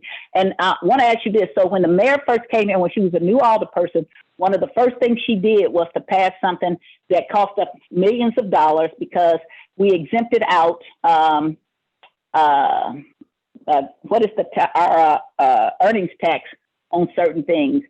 And so have we ever thought about putting that tax back on dividends and things like that? Because I do, and I want to know why if we're talking about every little penny, why we haven't looked at putting that tax back and making people who get dividends on and dividend money, why don't we make them pay taxes on that? Yeah, because that was the thing she did as soon as she got here. I'm not sure what provision you're referring to. I do remember the one, I thought it was in the early 2000s where it was. She came in 97 because she came, I had my recall December 97. That was her special election. So we had it on the same day. She came in 97 and she did it like in 98 or whatever. And I'll send it to you. I remember the stock. Kansas City still has theirs and gets all their money still. It was a stock option thing, I believe. Yes. And it cost us a lot of money. Yeah, and again, I never saw it. I think the collector had to cut it because I wouldn't know just based on information I would have how much that would be worth. But I do remember it coming up. That was a big time. That was right before the .com bubble and all that type of thing, where that was a big deal. But yeah, I wouldn't know what that would be worth today. I'd have to defer to the collector. Oh, it's still in place. And so I called Kansas City and been doing research for a couple of years. Kansas City always still got theirs. We lost. That's when Ralston did that deal alone. So I'm just saying, if we're looking for every little place to get money, that should be one of the places we should look at. And I thought you as the budget director might want to look at something like that. If we're going to go toward capital account, let's stop letting rich people slide away from earnings tax while poor people who make little and no money pay the earnings tax. Again, that's a Republican agenda to me. Okay, I'm sorry. Alderwoman Green, are you still here or did you leave? Alderman Todd, did you have any follow questions? My question is about the workhouse. I think he answered and said that we have that we still have $8 million that we're paying the workhouse. My question is, how much money does the Justice Center pay the city to keep? How much profit does the city make off the federal prisoners? I want to say it's north of, I mean, it's getting close to $8 million. I would say it's about, I'm guessing about 7.7 or something like that, estimated next year. And so if you close the workhouse, the city would not lose money. Is that correct? Well, no. You got two different pots. You get reimbursements from the state. Actually, of the two partners, I would actually say I'd give more kudos to definitely to the feds. They're actually doing us a favor versus the state. The state's been sort of shortchanging us for quite some time in terms of just the process and the reimbursement. I think their reimbursement rate is just a fraction of what the actual cost. It's in the low 20s, I believe. Whereas at least the feds are reimbursing the city close to what it actually costs. And so, and those aren't universally exclusive populations, my understanding is. So yeah, it's not that simple. I would think those would be two separate issues you would want to deliberate on, because there are some significant fiscal impacts on either one of them. And the state is, how much money do we lose by holding state prisoners? Well, if they're giving us, boy, I want to say $22.50 or something like that a day. $22.50. Yeah, and it costs us between 90 and 100 or something like that. Yeah, so you're subsidizing state prisoners in excess of $75 a day or so. How can we, is it a law that we have to keep state prisoners? I don't want to get into the legal. I know our function as a city, not within a county, we do have those responsibilities for detaining those individuals who have been charged with a crime. But I don't want to get too far down the legal road where I'm not as comfortable. Can we, can we, if they don't pay us, can we just if you don't pay your rent, you got the evict? I know. Yeah. If I didn't pay my house note, that's true. If I didn't pay my taxes, LRA would come and snatch my house. Yeah, well, the state is the only delinquent that I know in the state that can have residents stay and don't pay. Why is that? Well, I understand that, but there are some public safety considerations. No, I mean, most of the people down there are as safe as you are. They're in there because they cannot make bond. Let's eliminate the ones who are not safe. I want them there. My question is, why are we keeping those who are safe in the community, who stole something because they were homeless, they were hungry, who presented no danger to nobody, but they still there because they're poor. They can't make bond. If they had money, could most of those people make bond? Yeah, I can't. I mean, even the dangerous one, could they make bond, period? Yeah, I would have to defer those kind of questions to public safety director. I couldn't tell you about this. I'm saying that those that are poor, who are not dangerous, in there because they're poor. Wouldn't you say some of them in there because they're just poor? It's the poorhouse. That's the poorhouse. We call it the workout. We call it the minimum security and all that other stuff. Actually, we got a poorhouse, don't we? For some poor people. They would pay $100 a day. $100 a day is how much a year? Well, you're talking. Well, the Justice Center about $35,000 a year, right? Because we have 365 days a year. We're talking about keeping a poor. Oh, you're talking, yeah. I was referring to the budget for the Justice Center, but okay. Okay, I'm talking about. You said it's $100 a year. We're just rounding off. When you say that the poorhouse, I'm gonna stop calling it the workhouse. I'm gonna call it the poorhouse, where we confine poor people. Cost us about, and it's not the Justice Center, it's the Injustice Center, because it's injustice to cost from, I heard this from Kim Gardner and some other people, it costs about more than $30,000 to keep an individual on there. So we're talking about an injustice system and a poorhouse that keep poor people and drug addicts and other people who should, poor people, and the drug addicts are poor because they don't make bond. All the people, the majority, we are running a poorhouse.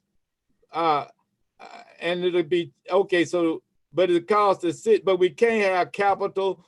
And then it's wasting the police's time running those poor people back and forth. They could be on the street, patrolling the street, and then they call this stuff called a business district. That's why they need one of those to charge the taxpayers even more money, waste even more taxpayer money. I'm just looking out for my taxpayers. I'm not looking out for the poorhouse. I'm not looking out for the Injustice Center. I'm not looking out for career politicians who sit up and lie like Sharon Tyers said to the voters and then rob them. And I'm not looking out for the police who scare citizens. And if anybody else scared them, it would be called extortion. If I went up and say, if you don't give me your money and don't vote for me, I'm going to make sure you get hurt and I'm not going to do anything for you. And I got a gun here and you better shut up because I won't come by and protect you. If I did that and they should lock me up, they would, if I went around, it's called extortion or shakedown. And so I'm saying that I want you the next time you come back is how much it costs for the run for each prison, how much it costs to house an individual. For the Justice Center, how much money. You just said the state only give us $22.50. That's correct. We'll lose, and then they're talking about taking capital money. I was one of the people who went out as a Democrat committee man and put it on my ballot and got it passed. And now they're talking about taking that money, and they told us we were going to have all these goodies. And they lied to my voters. And one thing I don't do, I don't lie to anybody. If I give you my word, I keep it, whether it's a voter or whoever it is. And when I went to these voters, I expected and I asked them to pass this tax. And then they passed it. Now you're talking about why did they vote then? They don't take anything from downtown. They don't take anything from, so my point is, and even and South St. Louis doesn't get their fair share neither, many parts of it when we talk about south of 44. So I'm sick of people beating up on people from South St. Louis. They don't treat them right a lot of times. They don't. They give richer people money, people with money. And they're the ones who don't need the money. But they don't give us the services north or South St. Louis. They in parks, in forestry, in streets, in most things. So I don't want people talking about just systemic racism. They discriminate against certain parts of the working class and the poor people in South St. Louis too. So they give them more crumbs, but we all get crumbs. Most of us, the majority of the people, working class and poor people, get crumbs, black and white. They just divide us by giving white people a few more crumbs than we get. But none of us get our full tax money that we pay. And so we need to stop fighting amongst each other and work together on making sure that we get our services that our constituents are paying for.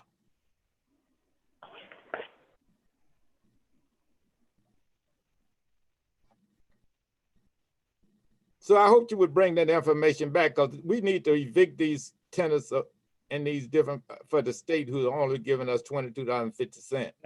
I can tell you that's been a long struggle. Unfortunately, we're not even in the only city not within a county. All counties get reimbursed the same rate. So it's between the feds and the state. It's the state that's pretty much shortchanging us. It also doesn't the city, Kansas City and St. Louis. We send more money. We are the biggest financer of the state. We only get 80% in return for the money we send to the state in St. Louis anyway. Isn't that correct? We don't get all the money that we send in taxes to the state. And we also provide jobs for them by sending prisoners to the state. We also provide representation at the state level because they count those in the census and have more state representatives. That's the only time prisoners, especially black folks, are counted when they want to get some from us. But when it comes to our tax dollars and poor white people, when it comes to our and working class whites, when it comes to our tax dollars, they take that. When it comes to everything, they take it. But when it's to our advantage, we just are not. We're paying plenty of taxes, black and white people, but we're just not getting a return in services for the taxes we are paying. And there's no reason we need to be fighting against each other over color, because that's simply like the Crips and the Bloods talking about you have on blue and I have on red. It's silly. And it's a distraction, and it's called divide and conquer.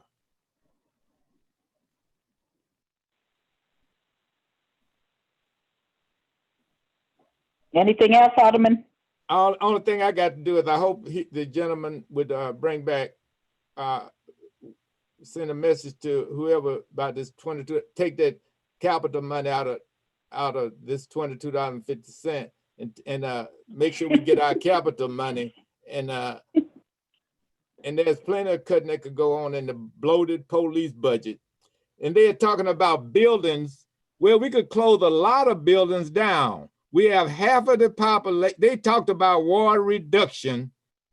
And here you got some people making $30,000, got a $30,000 raise, and we only make about $40,000. And they talk about they need to cut half of the aldermen. And we the only, don't make me scream. Look, look, this is James and Frank James. And Machine Gun Kelly and Babyface Nelson never robbed anybody like we getting robbed. They're getting rid of the aldermen. Only somebody with authority.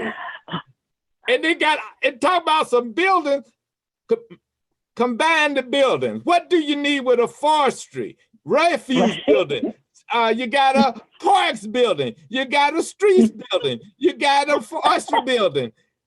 That's $1 million worth of buildings. Why don't you cut the building? You got a park director, you got all these directors, and then you got a commissioner. But you got all these park folks and no activities. Look, the last thing, I'm gonna be screaming till I don't have on any hair now until my hair grow. I cut it all off because I know I'm gonna be, look, it's not gonna happen. I can breathe. And as long as I got breath in my body, this is not going to happen to my constituents. As long as I breathe and got blood running through my veins and fiber on this body. This is ridiculous. Talking about taking the capital from this is taken from the poor, taken from the citizen, and talking about some buildings. And 30, oh man, hey, I'm gonna be fighting this budget till the day I get kicked off the board. They can just kick me off if they want to, but I'm not gonna sit here and participate in any lying and fraud against the voters and my constituents. They're gonna know about this. Mine gonna know, and they can decide. Because everybody on a year, and they have to go before the voters too, just like I do. And I'm not making a threat. Let the voters know about it. And I'm not hiding and covering for nobody. I don't cover for career for my own. I don't cover for myself. If I make a mistake, I just say I'm sorry. And I've made a few, but this one is not. This one thing I've never done is betrayed anybody in my life. I'm loyal to every one of my constituents. And period. And there's no reason to take care of these rich people. Most of them Republicans anyway. And we're Democrats. I've never heard of such contradiction. That's all I got to say, Ms. Chair. Thank you. Mr. Payne, I just want to be sure. So ward capital account, instead of getting 50%, we're going to get about 25%. Is that it? Well, you're getting 4 million. So 25. What's the percentage? Well, I'm sort of working on that right now. Okay.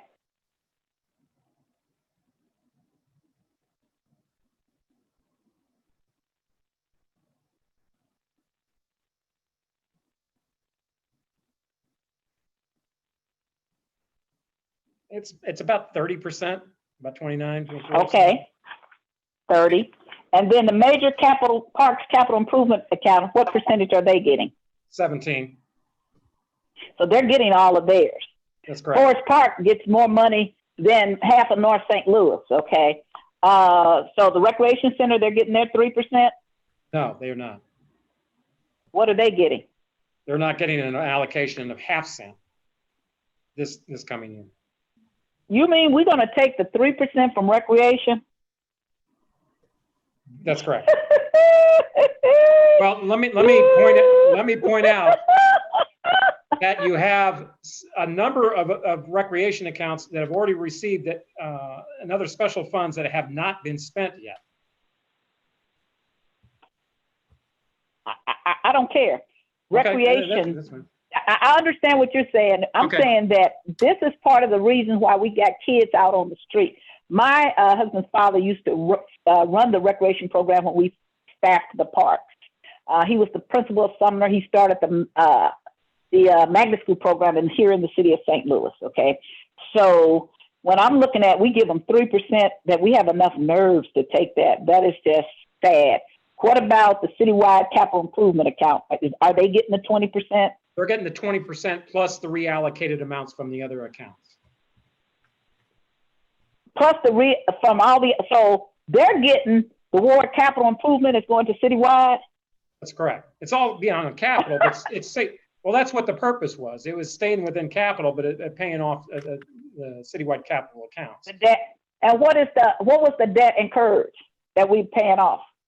Well, no, I mean it's a combination of, and those are outlined in the budget and the bill in terms of each of the Fund 1220 accounts have amounts specified for them.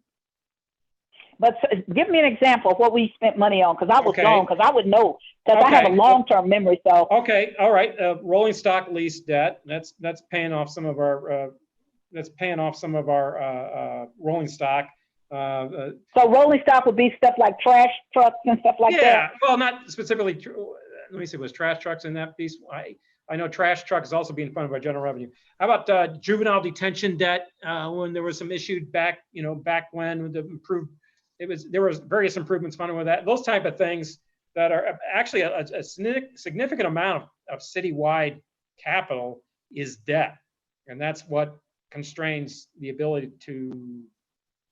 And you said it's in the 1220 account. It lists everything what the debt is. Yeah, that's correct.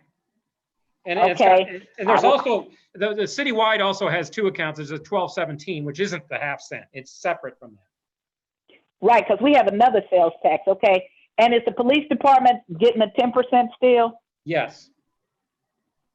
Which is also for debt service. Okay. So the only thing you're going for is the ward capital account. That's what happens when you have new people on capital. I mean on Ways and Means.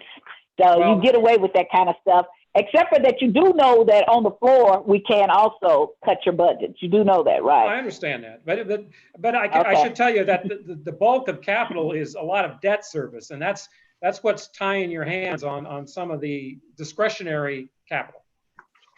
And not tying my hands, because I can think of about 3 or 4 or 5 people in the mayor's office. We can just do line item and take some people out. There's all kind of things that you can do other than ward capital account. Well, no, I understand that. I understand that. Right. Okay. So then just only ward capital is being shifted to citywide. Okay. And you guys are you going to be at the meeting tomorrow that they're having in the morning? What meeting is that? At Ways and Means, I thought I saw on our calendar that they had. Let me see here. Monday, Tuesday. Tuesday is tomorrow. Maybe it's Wednesday that they're having a Ways and Means. So are you scheduled to come back before Ways and Means at all? Not that I'm aware of. Okay. And so we also have a small parks account, right? Taxes for the small parks, right? You have a tax for parks and recreation. Yeah, not small parks, but we specifically said it couldn't go to the large parks because we had given them 2 bites of the apple. Yeah, what you did was you allocated it to neighborhood parks, and then those allocations, those are fully allocated, but the projects are yet to be determined by the Parks Committee. But let me go back again. So Forest Park would get the huge amount of parks, big capital money. We didn't take the money from the capital accounts of those big parks. No. So did anybody suggest, why don't we, since Forest Park is over there looking like a luxury center, that we take that money from Forest Park? Well, actually, in the last recession, we did that. We couldn't, we went indirectly into that, but they ended up, I think we had them pay utilities or something like that. And then that was written up into the Forest Park Master Agreement that was only going to be done for a certain number of years, and then it went away. So I think that was part of the deal with Forest Park Master Plan. So we keep our agreements better with the Forest Park Master Plan than the citizens of the city of St. Louis, is what you're telling me. Well, at the time, there was a significant. First of all, it's debt. Theoretically, it's what they do is they issue debt based on what was actually contributed by private donations, and so that they didn't want to jeopardize the amount of the private donations, which were more than what was going in and from the city. So it was basically a bang for the buck issue. So what we should do as aldermen is make bond issues and make a debt so that you all never come for our money again. Because I recall when I first got elected that's one of the things we said that we could do is long term. So we should do debt too, so you can't come for our money. Is that what you're telling me? Actually, I think well, I understand you're being. I understand that, but I'll answer it in a serious way. Is that you can imagine, and this goes back to my issue with pensions and all, is that when you have a short-term problem, but then you borrow and you create it over the longer term, you or I might not be here, but you've left a problem behind. And that's the thing you do not want to do. That's right. Oh, I agree. In fact, like I said, because I would have cut the budget if I were the mayor, if I was on EMA, we wouldn't be coming for the alderman's award capital account, because we'd have made some different decisions about how we spend our money, okay? As I said, I come from working class. You do not spend money like a drunken sailor like they do with the city of St. Louis and think that one part of town is more important than the others. And it is costing us. And just to talk about that, when I first got here, Tom Villa was the president of the Board of Aldermen. And he and I, when I came back down here, we was the 11th Ward Alderman. And we often had conversations about some of the things that I used to tell him that are giant mistakes that this city does. I think we could do much different with our budget, and we wouldn't have some of these. And one of them is you have to be a lot more conservative with your spending of your money and realize that something, maybe you didn't expect this pandemic. You didn't expect COVID-19, but something else equally harsh could have happened. And I don't think that we put enough money away. We're always trying to be Chicago when we're St. Louis. I think that in my family, you have to live within your means, and I don't think St. Louis does. And that's why you will see that one no vote all the time is me. So I think we could have done much better. And then for you to come for my money, I'm still going to be looking for some friends, because I don't think this is a good idea for you to take war capital money. I think that the parks should be where you go. Nobody lives in the park, but people live on these streets and things. So when you tell me you didn't take Forest Park money because they got debt and a budget, but it just doesn't fit right with me. But I'm not going to talk about that anymore. I'm going to go to this other ordinance, 62884, which is the city sales tax. And that's the one that's a 3/8% sales tax.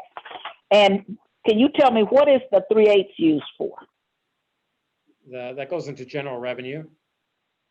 Okay, so that is general revenue.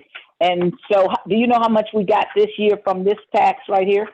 Or what do we got? What do we get in 19 and what are we projected to get in 2021? We received 14.8 million in 19.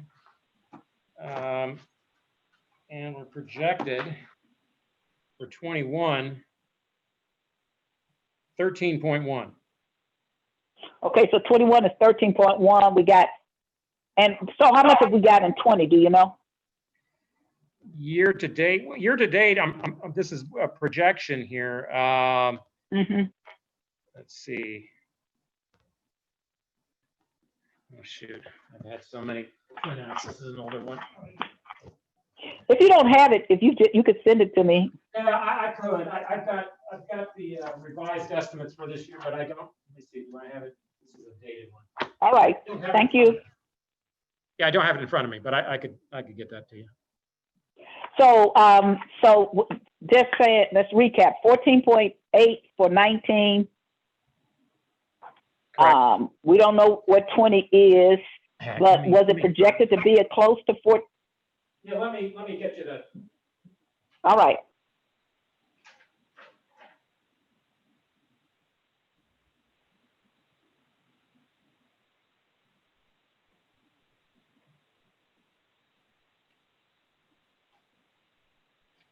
$38.5 FY20. Mm-hmm. No, that would be the 1 cent. It was 14.4 in the 3/8. So 19 was 14.8, 20 is 14.4, which is not that much different, and 21 is projected at 13.1. Correct. So pretty much all in the ballpark, the same. Why is this so close to being the same? And what is the difference that makes the capital count? Why isn't that so much? They're all proportional. It's all proportional. I've got a, let's see.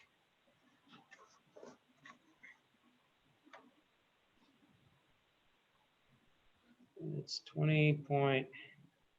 Yeah, the sales tax is projected down about 20% next year. So, and that's probably every account. That's about every one of them. So you've told me what I needed to know, which is that there is a grab to take ward capital improvement and pay for citywide capital improvement. Okay, I got you. And then you said all the other taxes, that's fully funded.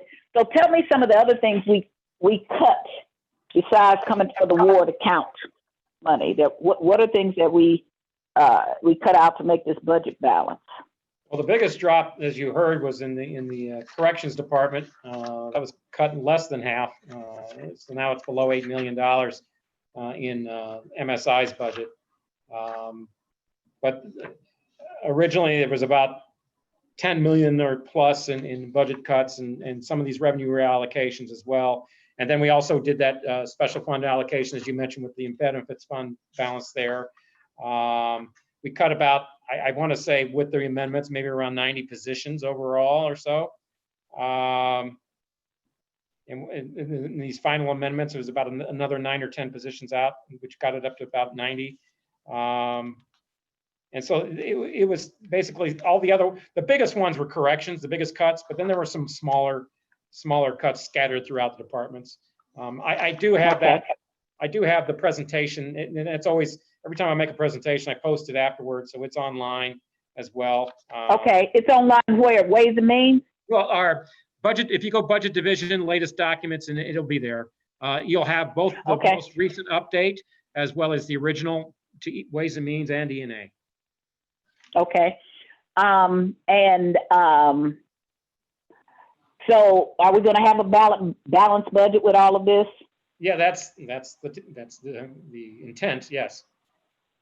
Okay. And you said that if we somehow come out of this and we start finding ourselves with more money, that we would increase the money to the ward capital account. Is that what you said?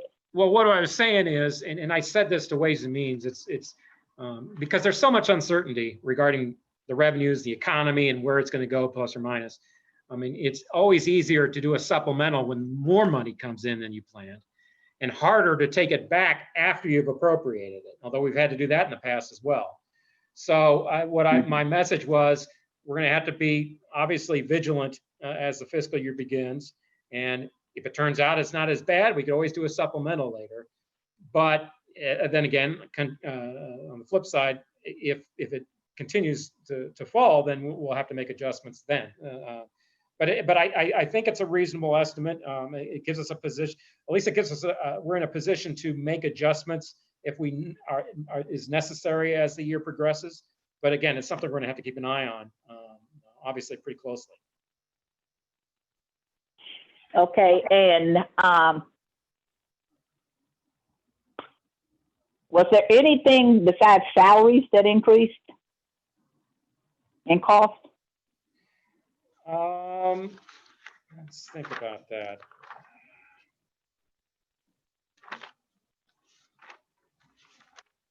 About a couple.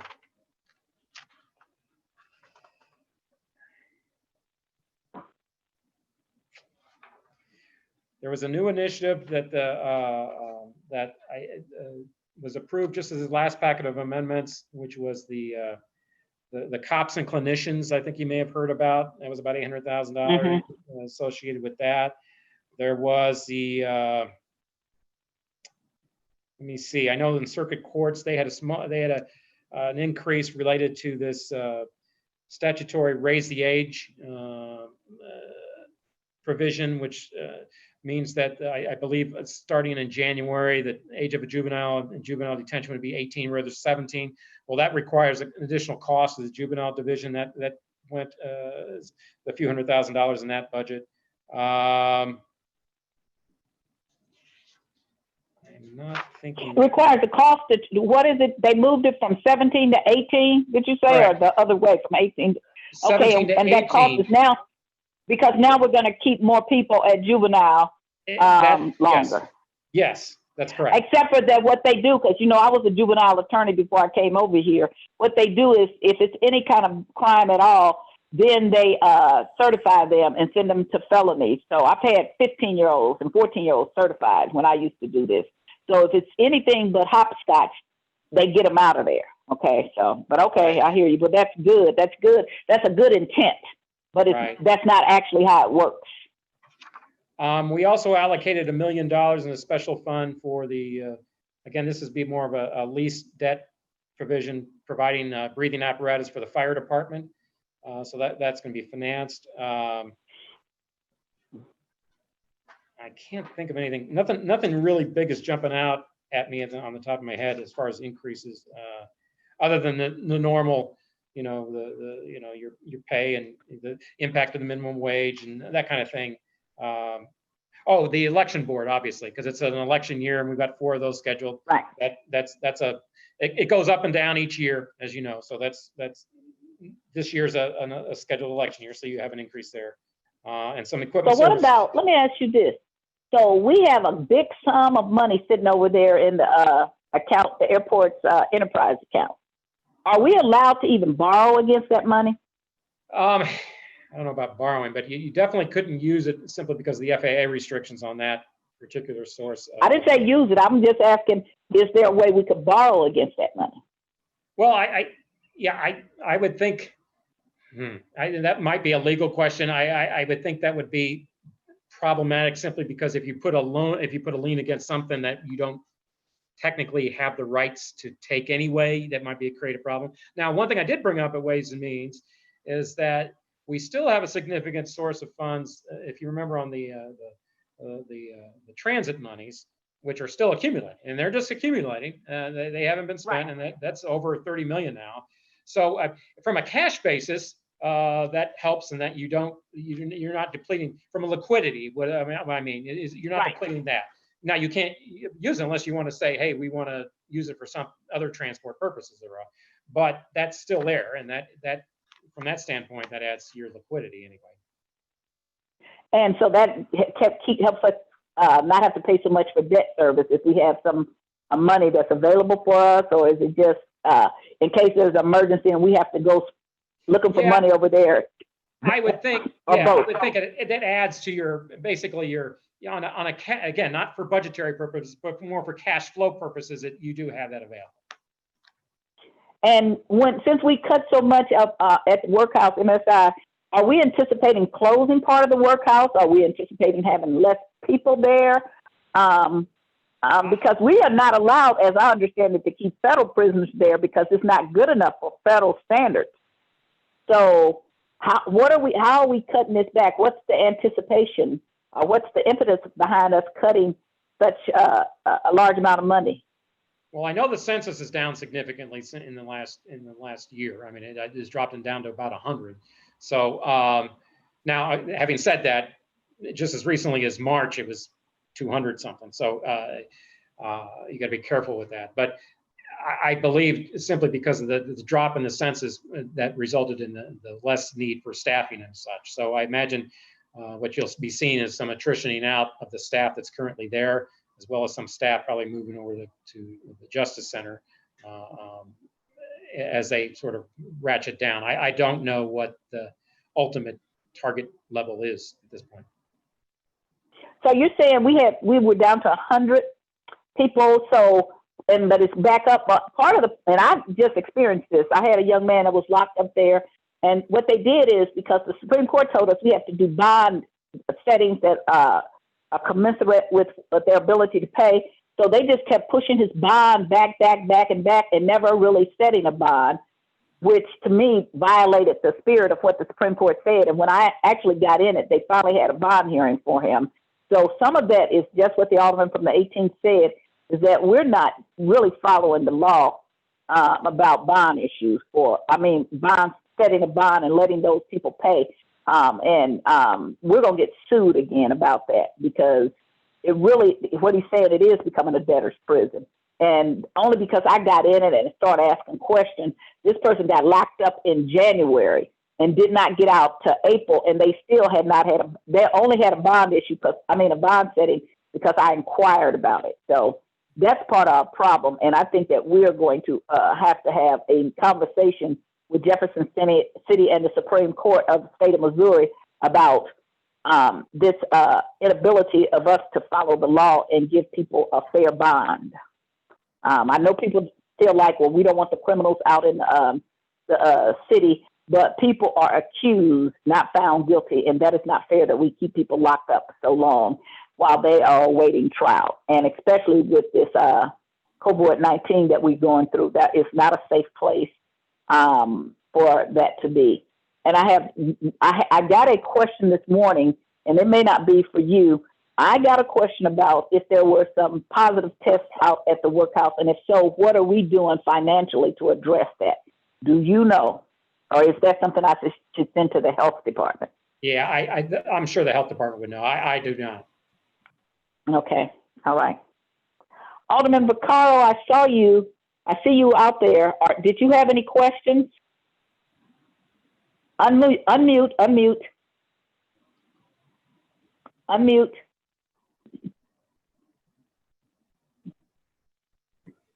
I really didn't. I do know that Paul said all we asked for was 4 million. That wasn't exactly true. We really wanted.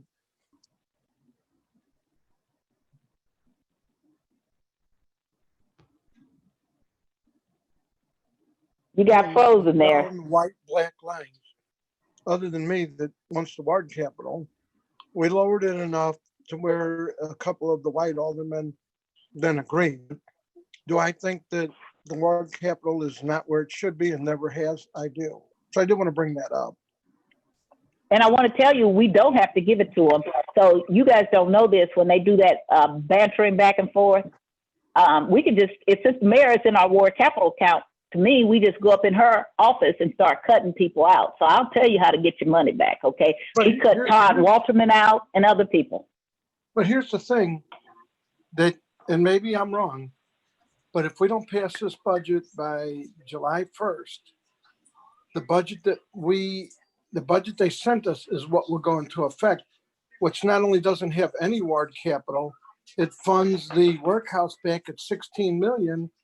It's something maybe that me and you could talk on the side. Maybe I will talk off of this, because they already redid it. But I'm telling you, so we still can change the budget when we have a hearing tomorrow. We don't have to go along with that budget. They don't tell you that, but I just asked Paul that. We don't have to go along with that. No. And if they want to cut out ward capital money, then we should be cutting out their stuff, okay?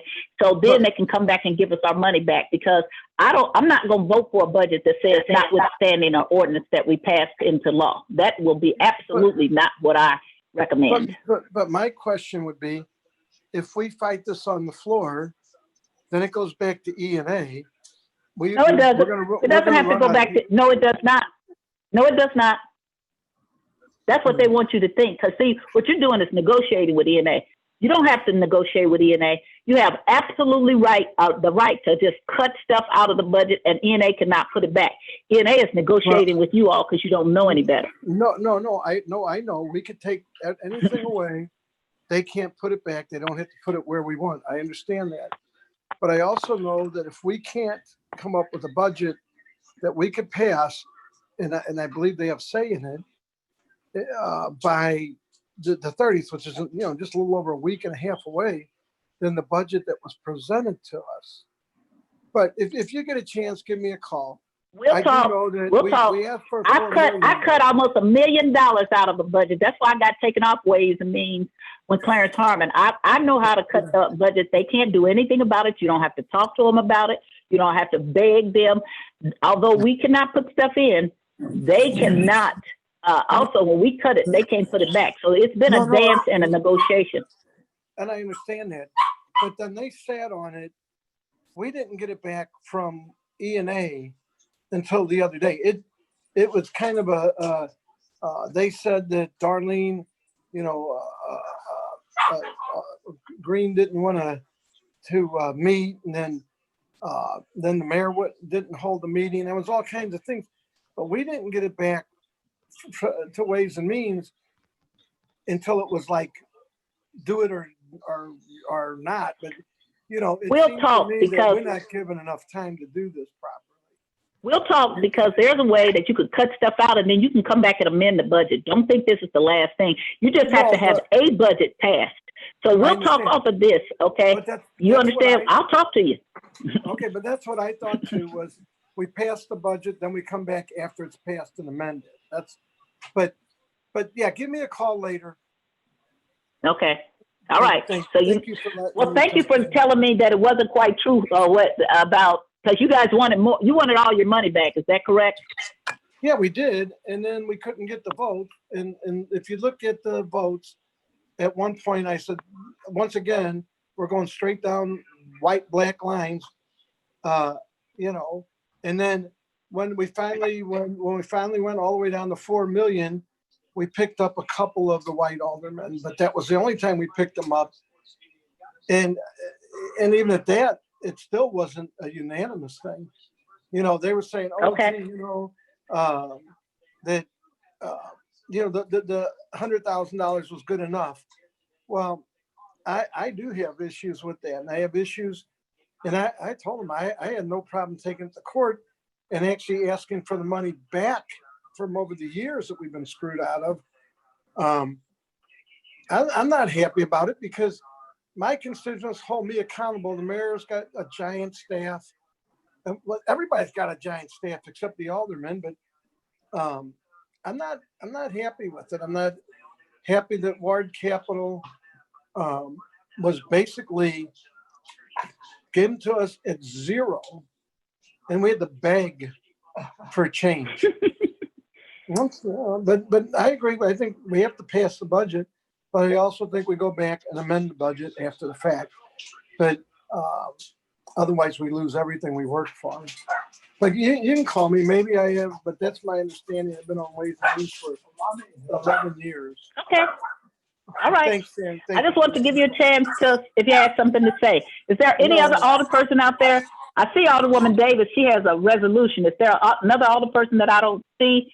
Alderwoman Davis, do you have anything you want to talk to Mr. Payne about at all? No, I probably talked to him too much at this point. Okay. I don't see any other alderpersons out there. So, Mr. Payne, I appreciate it. You might hear from us because we don't even actually get the board bill to us until tomorrow after the meeting. It'll be assigned, but I wanted to kind of get ahead because we got a lot of other things that's on our agenda too. But you might hear from me, and you will hear from me after I get off this call about the things that we talked about. I'd like to see and where they are. Okay? All right, very good. Thank you. So, and again, nothing personal. I just get, we've known each other for a long time, so we're not going to fall out and bump our heads about this, okay? What's your husband's phone number? He'll probably call you after he watches this and say, now you know how I feel for 40 years. God bless him. You have a good day. Thank you for coming before us. Okay, bye-bye. Okay. That's it. Okay, Alderwoman, I think we lost our quorum. We only have Alderman Todd and I here. We had a quorum the first thing. We're going to be meeting Wednesday. Can you come back before us Wednesday, and I'll have yours first? Is that too late? I'm not, I think it'll be in time. I just wanted to make Okay. sure we had something that was moving, because in case they don't deal with this ward reduction, I had promised the committee people that I would try to work on something in Jefferson City to make sure that those positions stayed in place. Okay, so you'll be the first thing, Wednesday, we meet every Wednesday at 10. So I'll ask them to Okay. put you first, okay? Okay, Is that all right? that's fine. All right then, because we lost our quorum, but we did have a quorum earlier, but Jesse and I, we talked a long time. So I'm sorry, Alderman Todd and I. All right then, Okay. Alderman Todd, are you still there? We lost him too. Okay, so Okay. I'll see you Wednesday. All right, Madam Clerk, we're going to end this meeting. We don't have a quorum, okay? Ma'am. All right, I'll see you Wednesday morning. All right, have a good one. Thank you. You too. Goodbye.